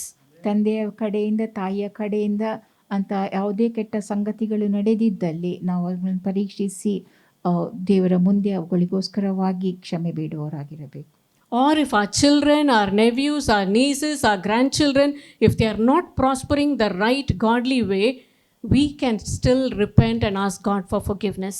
ಅಥವಾ ನಮ್ಮ ಮಕ್ಕಳು, ಮೊಮ್ಮಕ್ಕಳು ಅಥವಾ ನಮ್ಮ ಸಂಬಂಧಿಕರು ದೇವಭಕ್ತಿಯ ಜೀವಿತವನ್ನು ನಡೆಸದೇ ಇರುವಂಥ ವೇಳೆಯಲ್ಲಿ ನಾವು ಅವುಗಳಿಗೋಸ್ಕರವಾಗಿ ಪ್ರಾರ್ಥಿಸುವವರಾಗಿರಬೇಕು. And it's not one day prayer, it is persevering prayer. ಅದು ಒಂದು ದಿನದ ಪ್ರಾರ್ಥನೆ ಅಲ್ಲ, ಆ ನಾವು ಪ್ರಾರ್ಥನೆಯನ್ನು ಮುಂದುವರಿಸುತ್ತಲೇ ಇರಬೇಕು. And pleading the blood of Jesus. ಮತ್ತು ಯೇಸು ಕ್ರಿಸ್ತನ ರಕ್ತವನ್ನು ಬೇಡಿಕೊಳ್ಳುವವರಾಗಿರಬೇಕು. Colossians 2:14 says, ಕೊಲೊಸ್ಸೆಯವರಿಗೆ ಬರೆದ ಪತ್ರಿಕೆ 2:14 ಹೀಗೆ ಹೇಳುತ್ತದೆ, blotting out the handwriting of ordinances that was against us. ನಮ್ಮ ವಿರುದ್ಧವಾಗಿರುವಂಥ ಎಲ್ಲ ಆಜ್ಞಾರೂಪವಾಗಿದ್ದ ಪತ್ರವನ್ನ ಅಳಿಸಿ ಬಿಡುವಂತಹದ್ದು. They were nailed to the cross of Jesus. ಅವೆಲ್ಲವನ್ನ ಯೇಸು ಕ್ರಿಸ್ತನ ಶಿಲುಬೆಗೆ ಹಾಕಿ ಜಡಿಯಲಾಗಿರುವಂತಹದ್ದು. So whatever wrong things our ancestors might have done, or we might have done, or our children are doing, everything we can take them to God, put it on the cross so that the blood of Jesus can wash them away. ನಾವು ಮಾಡಿದ ತಪ್ಪುಗಳನ್ನು, ನಮ್ಮ ಪೂರ್ವಿಕರು ಮಾಡಿದಂಥ ತಪ್ಪುಗಳನ್ನು ಅಥವಾ ಮಕ್ಕಳು ಮಾಡಿದಂಥ ತಪ್ಪುಗಳೆಲ್ಲವನ್ನು ಶಿಲುಬೆಗೆ ಹಾಕಿ ಜಡಿಯುವಂತಹದ್ದು. Then keep declaring the blood of Jesus. ಮತ್ತು ಯೇಸು ಕ್ರಿಸ್ತನ ರಕ್ತವನ್ನು ನಾವು ಘೋಷಿಸುವವರಾಗಿರಬೇಕು. That is the good fight of faith. ಅದು ನಂಬಿಕೆಯಿಂದ ಮಾಡುವ ನಮ್ಮ ಶ್ರೇಷ್ಠ ಹೋರಾಟವಾಗಿದೆ. Isaiah 53 verses 4 and 5.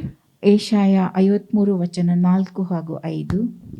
Surely he had borne our griefs and carried our sorrows, yet we did esteem him stricken, smitten of God, and afflicted. But he was wounded for our transgressions, he was bruised for our iniquities. The chastisement of our peace was upon him, and with his stripes we are healed. Amen. He has carried our griefs and he has carried our sorrows. ಆತನು ನಮ್ಮ ಸಂಕಷ್ಟಗಳನ್ನು ಅನುಭವಿಸಿದನು, ಅವನು ಹೊತ್ತ ಹೊರೆ ನಮ್ಮ ಸಂಕಟವೇ. So when we are doing a spiritual cleansing, ನಾವು ಆತ್ಮೀಕ ಶುಚಿಗೊಳಿಸುವಿಕೆಯನ್ನು ಮಾಡುವಂಥ ವೇಳೆಯಲ್ಲಿ we can carry godly sorrow or repentant sorrow. ನಾವು ದೇವರಿಂದ ಹುಟ್ಟಿದಂಥ ದುಃಖ ಅಥವಾ ಪಶ್ಚಾತ್ತಾಪದಿಂದ ಉಂಟಾದಂಥ ದುಃಖ, Other kinds of sorrow will pull us down. ಅದನ್ನು ಹೊರತುಪಡಿಸಿ ಇತರ ದುಃಖ ಅದು ನಮ್ಮನ್ನು ಕೆಳಕ್ಕೆ ಎಳೆಯುತ್ತವೆ. We cannot become addicted to grief. ನಾವು ಆ ದುಃಖಕ್ಕೆ ಒಳಗಾಗಿರಕೂಡದು. If someone close passes away, there is sadness, there is sorrow. ನಮ್ಮ ಆಪ್ತರು ನಮ್ಮನ್ನು ಬಿಟ್ಟು ಹೊರಟು ಹೋಗುವಂಥ ವೇಳೆಯಲ್ಲಿ ಅಲ್ಲಿ ದುಃಖವಿರುತ್ತದೆ. But if we yield ourselves to that sorrow, to be addicted to it constantly and continually, we are opening doors for demonic oppression. ಆ ದುಃಖದಲ್ಲೇ ನಾವು ಮುಂದುವರಿಯುವಂಥ ವೇಳೆಯಲ್ಲಿ ಸೈತಾನನ ಕುಗ್ಗಿಸುವಿಕೆಗೆ ನಮ್ಮನ್ನು ನಾವು ಒಳಪಡಿಸಿಕೊಳ್ಳುವುದಾಗಿದೆ. We will miss them, we will be sad, but we need to say the person is either with the Lord happy, so I need not worry. ನಾವು ದುಃಖಕ್ಕೆ ಒಳಗಾಗಿದ್ದಿರಬಹುದು, ಆದರೆ ನಾವು ಹೇಳಬೇಕು ಆ ವ್ಯಕ್ತಿ ದೇವರೊಂದಿಗೆ ಇದ್ದಾನೆ ಎಂಬುದಾಗಿ ಹೇಳಿ ನಾವು ಅವುಗಳ ಕುರಿತಾಗಿ ಚಿಂತಿಸಕೂಡದು. And the point here is we need to visualize Jesus carrying our sorrows, our griefs, our sins, our iniquities, our curses, and then we plead for deliverance. ನಾವು ಯೇಸು ನಮ್ಮ ಪಾಪಗಳನ್ನು ಹೊತ್ತುಕೊಂಡಿರುವಂತಹದ್ದು, ನಮ್ಮ ಅಪರಾಧಗಳನ್ನು, ನಮಗುಂಟಾಗುವಂಥ ಎಲ್ಲ ದಂಡನೆಯನ್ನು ಆತನು ಅನುಭವಿಸಿರುವಂತಹದ್ದು ನಮ್ಮ ಕಣ್ಣ ಮುಂದೆ ಇಟ್ಟುಕೊಳ್ಳಬೇಕು. And also by his stripes we are healed. ಮತ್ತು ಆತನ ಬಾಸುಂಡೆಗಳಿಂದ ನಮಗೆ ಗುಣವಾಯಿತು ಎಂಬುದನ್ನು ನಾವು ತಿಳಿದವರಾಗಿರಬೇಕು. So that means healed meaning all diseases. ಗುಣವಾಯಿತು ಎಂಬುದಾಗಿ ಹೇಳುವಾಗ ಎಲ್ಲ ರೋಗಗಳಿಂದ ಸ್ವಸ್ಥತೆ ದೊರಕುವಂತಹದ್ದು. Here Derek Prince has given a small list which we need to check. If these things are there, then we need to really get into the word of God for blessing, for cleansing. Derek Prince ಅವರು ಒಂದು ಪಟ್ಟಿಯನ್ನು ಕೊಟ್ಟಿರುತ್ತಾರೆ. ಇಂತಹ ಸಂಗತಿಗಳು ನಮ್ಮ ಜೀವಿತದಲ್ಲಿ ಇರುವಾಗ ನಾವು ಅವುಗಳನ್ನು ತಿಳುಕೊಂಡವರಾಗಿ ಅವುಗಳನ್ನು ಶುದ್ಧೀಕರಿಸಿಕೊಳ್ಳಬೇಕು. Mental or emotional breakdown. ಮಾನಸಿಕವಾಗಿ ಅಥವಾ ಭಾವನಾತ್ಮಕವಾಗಿ ನಾವು ಕುಸಿದು ಬೀಳುವಂತಹದ್ದು. Repeated or chronic sicknesses. ಪುನರಾವರ್ತನೆಗೊಳ್ಳುವಂತಹ ಕಾಯಿಲೆ ಅಥವಾ ದೀರ್ಘಕಾಲದ ಕಾಯಿಲೆಗಳು. Barrenness, a tendency to miscarry or related female problems. ಬಂಜೆತನ ಅಥವಾ ಗರ್ಭಪಾತವಾಗುವಂತಹದ್ದು ಅಥವಾ ಸ್ತ್ರೀಯರಿಗೆ ಸಂಬಂಧಿಸಿದ ಕಾಯಿಲೆಗಳು.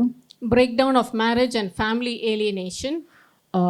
ವಿವಾಹಗಳು ಮುರಿದು ಹೋಗುವಂತಹದ್ದು ಹಾಗೂ ಕುಟುಂಬದ ಸಂಬಂಧಗಳು ಕಡಿದು ಹೋಗುವಂತಹದ್ದು. Continuing financial insufficiency.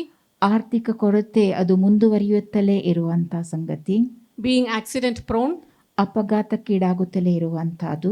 A history of suicides or untimely unnatural deaths. ಆತ್ಮಹತ್ಯೆ ಅಥವಾ ಅಸಹಜವಾದ ಅಥವಾ ಅಕಾಲಿಕ ಮರಣದ ಇತಿಹಾಸ. This list is given not to point a finger at you or to accuse you, but it is given as a light so that we can see, how can I come to the light of God?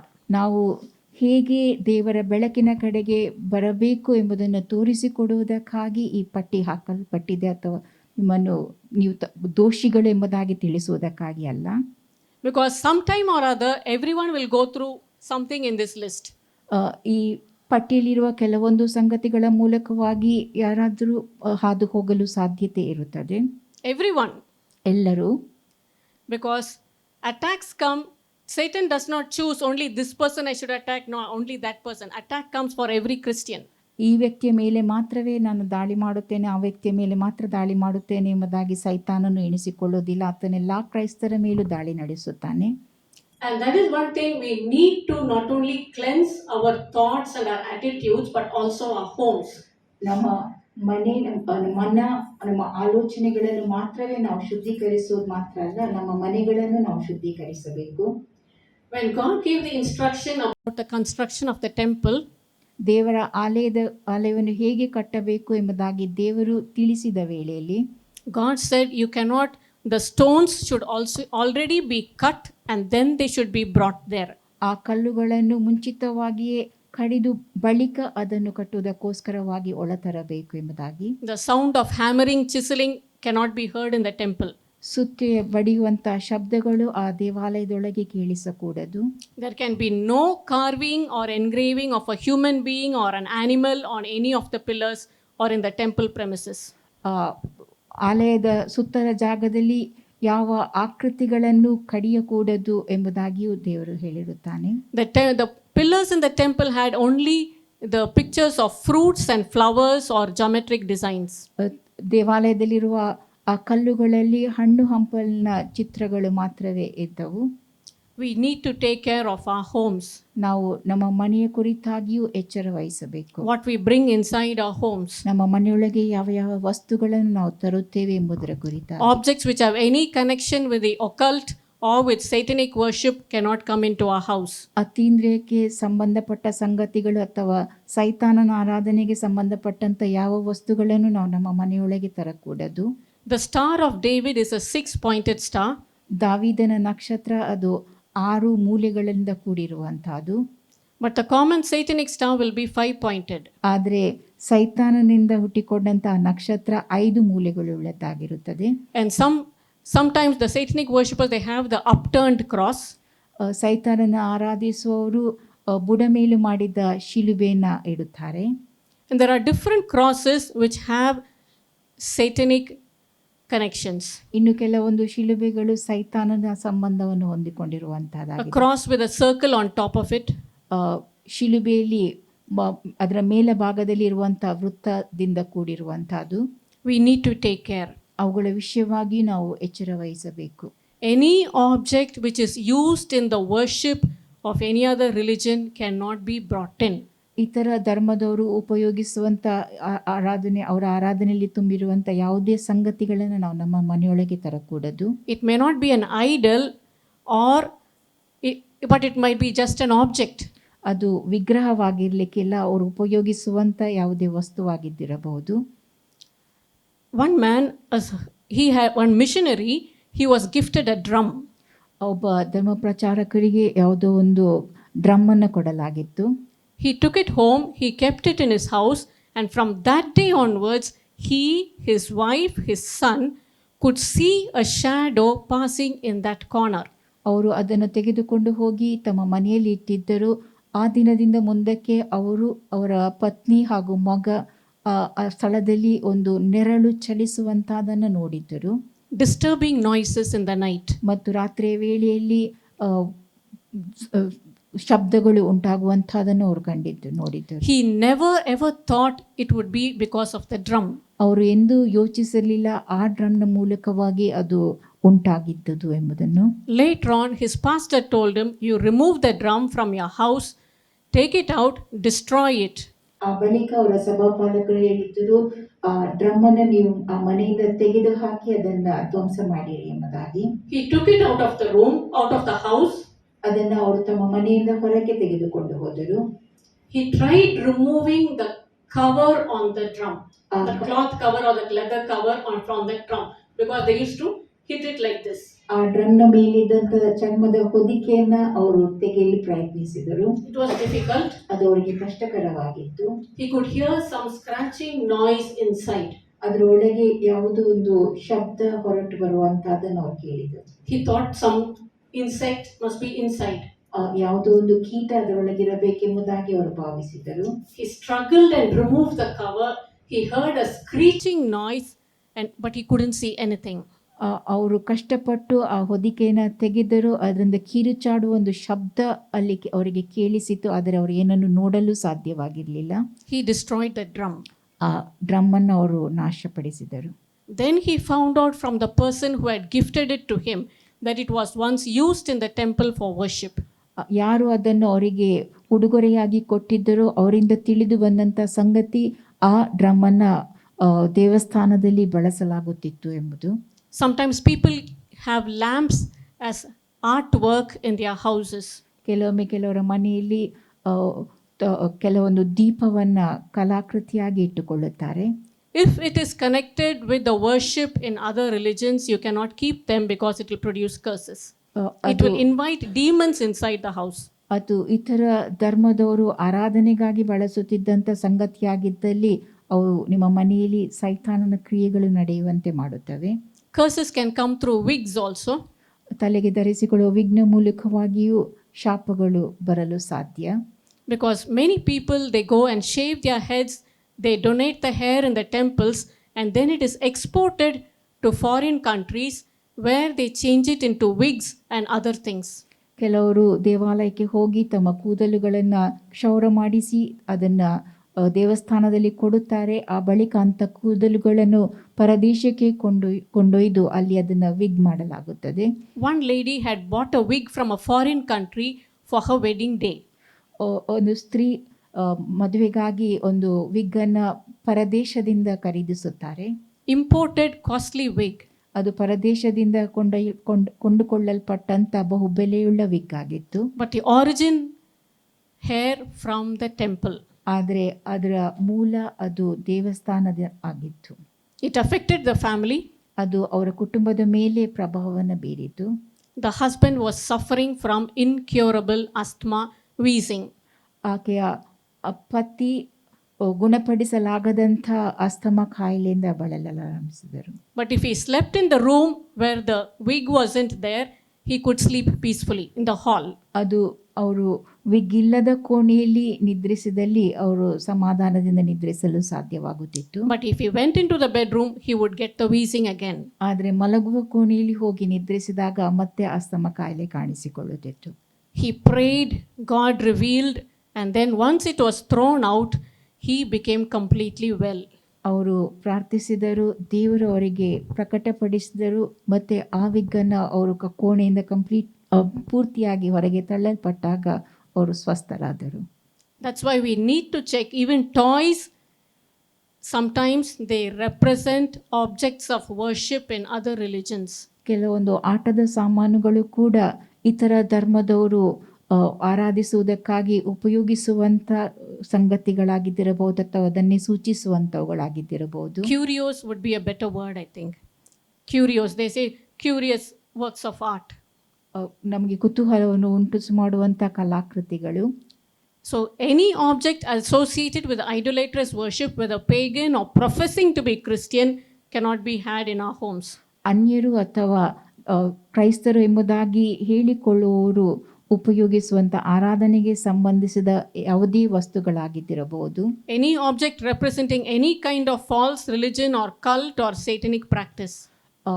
ಯಾವುದೇ ತಪ್ಪಾದ ಧರ್ಮ, ಪಂಗಡ ಅಥವಾ ಪೈಶಾಚಿಕ ಆಚರಣೆಗಳಿಗೆ ಸಂಬಂಧಪಟ್ಟಂಥ ಯಾವುದೇ ವಸ್ತುಗಳು. Any object upon which a practitioner of the occult has invoked supernatural power. ಅತೀಂದ್ರಿಯಗಳನ್ನು ಮಾಡುವವರು ಅಸಾಧಾರಣವಾದ ಶಕ್ತಿಯನ್ನು ಪ್ರಚೋದಿಸುವುದಕ್ಕೆ ಉಪಯೋಗಿಸುವಂಥ ಯಾವುದೇ ವಸ್ತುಗಳು. They may give some kind of ropes or threads or some certain things to wear. All that will bring curse. ಧರಿಸಿಕೊಳ್ಳುವುದಕ್ಕೋಸ್ಕರವಾಗಿ ಯಾವುದಾದರೂ ನೂಲುಗಳನ್ನು ಅವರು ಕೊಟ್ಟಿದ್ದಲ್ಲಿ ಅಂತಹ ಸಂಗತಿಗಳು ಶಾಪಗಳನ್ನು ಬರಮಾಡುತ್ತವೆ. Any object that is expression of superstition such as horseshoes, lucky coins, figures of saints and so on. ಕುದುರೆಯ ಲಾಳ, ಅದೃಷ್ಟ ನಾಣ್ಯಗಳು ಹಾಗೂ ಸಂತರುಗಳ ಆಕೃತಿಗಳು ಕೂಡ ಶಾಪಗಳನ್ನು ಬರಮಾಡುತ್ತವೆ. We need to really check. ನಾವು ನಿಜವಾಗಿಯೂ ಪರೀಕ್ಷಿಸಿಕೊಳ್ಳಬೇಕು with prayer. ಪ್ರಾರ್ಥನೆಯ ಮೂಲಕವಾಗಿ.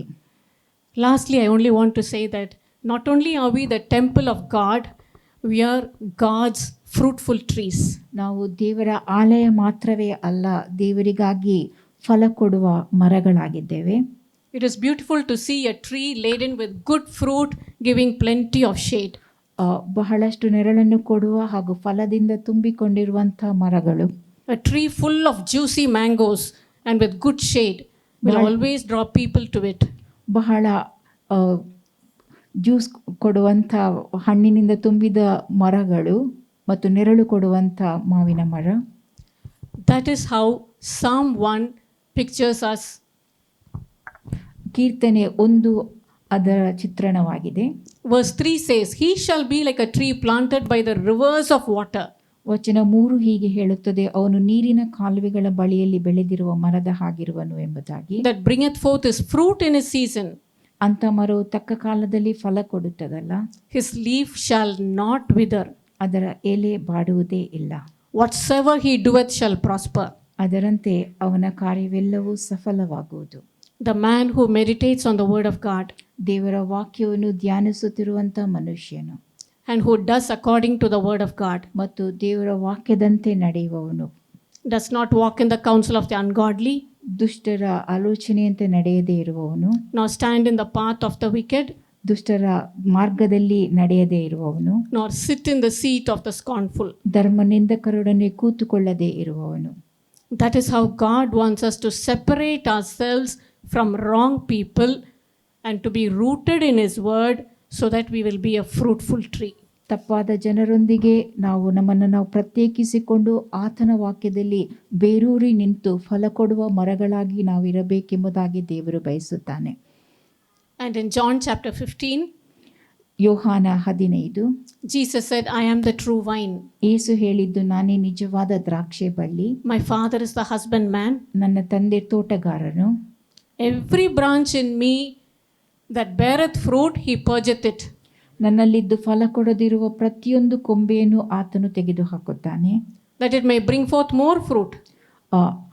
ಅದನ್ನು ಕತ್ತರಿಸುತ್ತಾನೆ ಮತ್ತು ಅದು ಹೆಚ್ಚು ಫಲ ಕೊಡುವಂತೆ ಮಾಡುತ್ತಾನೆ. Branch that beareth not fruit, he taketh away. ಫಲ ಕೊಡದೇ ಇರುವಂಥ ಪ್ರತಿಯೊಂದು ಕೊಂಬೆಯನ್ನು ಆತನು ತೆಗೆದುಹಾಕುತ್ತಾನೆ. Application would be, ಅದರ ಅನ್ವಯ ಹೇಗಿರುತ್ತದೆ? healthy branches which don't bear fruit are cut off. ಫಲ ಕೊಡದೇ ಇರುವಂಥ ಆರೋಗ್ಯಕರವಾದ ಕೊಂಬೆಯನ್ನು ಆತನು ಕತ್ತರಿಸುತ್ತಾನೆ. They are full of leaves, ಅವು ಎಲೆಗಳಿಂದ ತುಂಬಿಕೊಂಡಿರುತ್ತವೆ, but no fruit. ಆದರೆ ಅಲ್ಲಿ ಫಲವಿರುವುದಿಲ್ಲ. Same way, ಅದೇ ರೀತಿಯಾಗಿ some of our habits, ನಮ್ಮ ಕೆಲವೊಂದು ಅಭ್ಯಾಸಗಳು which may be looking good but has no spiritual fruit, should be cut off.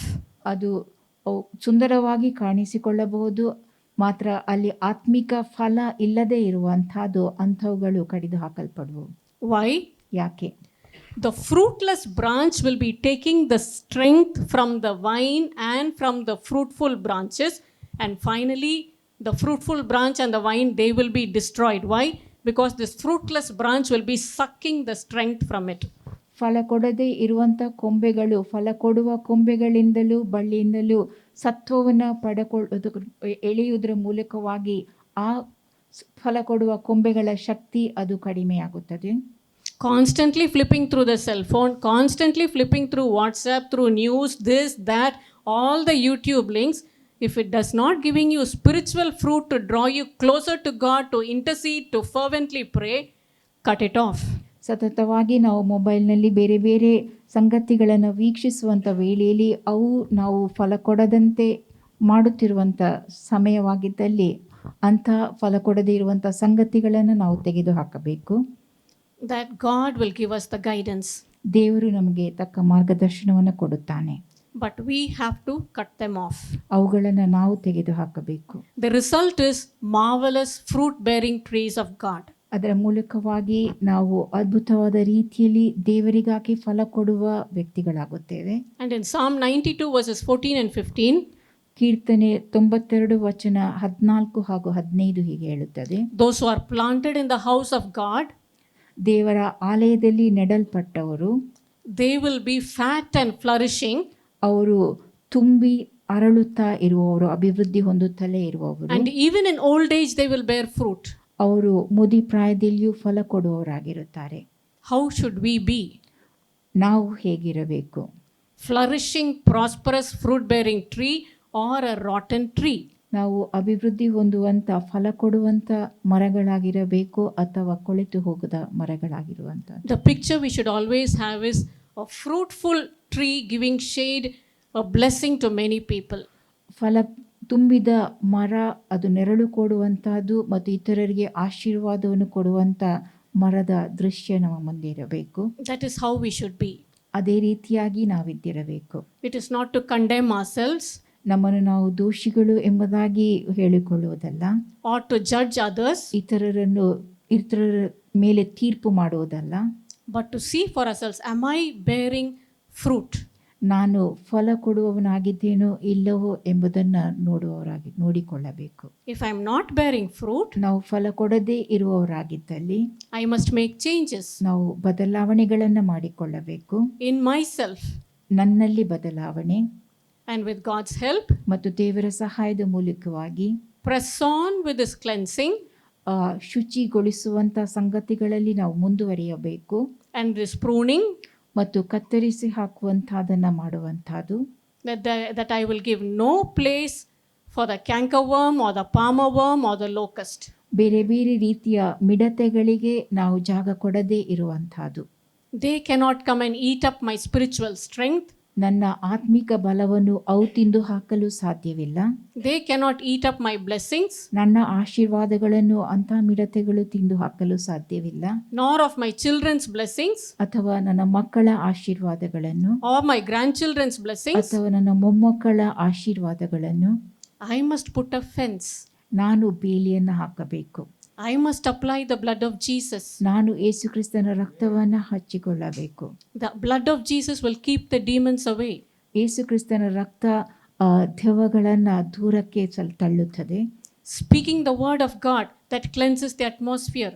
ದೇವರ ವಾಕ್ಯವನ್ನು ನುಡಿಯುವಂತಹದ್ದು ವಾತಾವರಣವನ್ನು ಶುದ್ಧೀಕರಿಸುತ್ತದೆ. Bless the children. ಮಕ್ಕಳನ್ನು ಆಶೀರ್ವದಿಸಿರಿ. Bless yourself with the word of God. ನಿಮ್ಮನ್ನು ನೀವು ದೇವರ ವಾಕ್ಯದ ಮೂಲಕವಾಗಿ ಆಶೀರ್ವದಿಸಿಕೊಳ್ಳಿರಿ. And fight the good fight of faith. ಮತ್ತು ನಂಬಿಕೆಯಿಂದ ಮಾಡುವಂಥ ಶ್ರೇಷ್ಠ ಹೋರಾಟವನ್ನು ಮಾಡಿರಿ. That you are going to be the winner with Jesus. ನೀವು ಯೇಸು ಕ್ರಿಸ್ತನ ಮೂಲಕವಾಗಿ ಜಯಶಾಲಿಗಳಾಗುತ್ತೀರಿ. Amen. Let's close our eyes. ಕಣ್ಣುಗಳನ್ನು ಮುಚ್ಚುವ. Father God, ತಂದೆಯಾದ ದೇವರೇ, we humble ourselves before you, Father God. ನಿನ್ನ ಮುಂದೆ ನಮ್ಮನ್ನು ನಾವು ತಗ್ಗಿಸಿಕೊಳ್ಳುತ್ತೇವೆ. We need to decrease.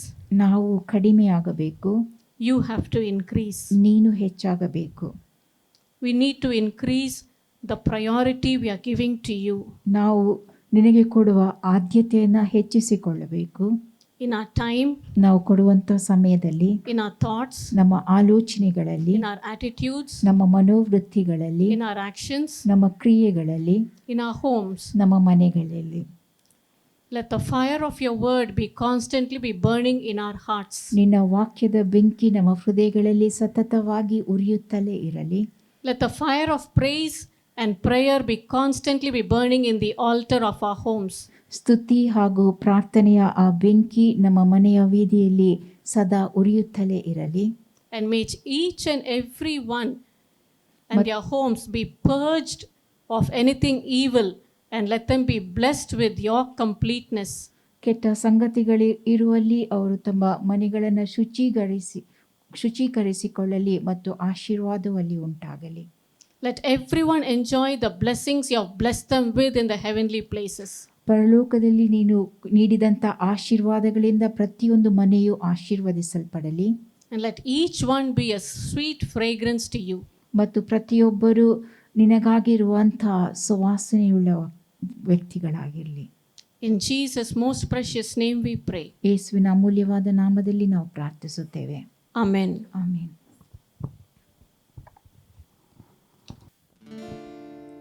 He is Jehovah, God of creation. He is Jehovah, Lord God Almighty, the balm of Gilead, the rock of ages. He is Jehovah, the God that healeth thee. Sing hallelujah, sing hallelujah, sing hallelujah, sing hallelujah.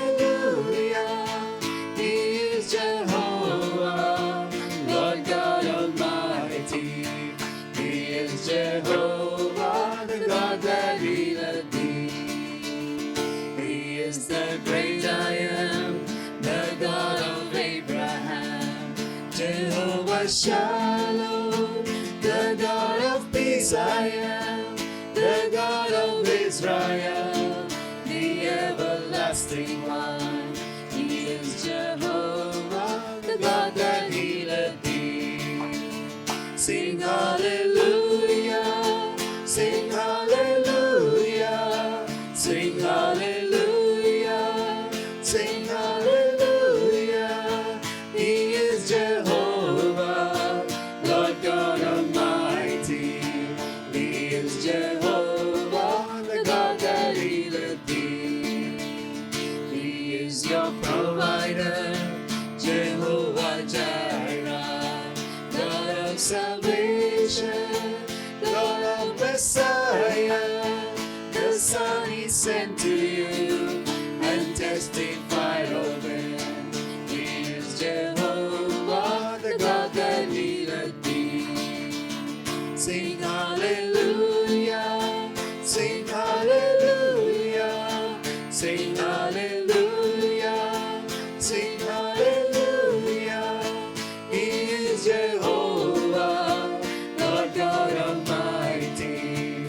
He is Jehovah, the God that healeth thee. He is Jehovah, the God that healeth thee. All right, we have the closing prayer. Father God, we thank you for bringing us here once again, Father, to celebrate your goodness, to worship you, to hear your word, and to be cleansed by your word, Father. You're a good Father, and everything you do is good.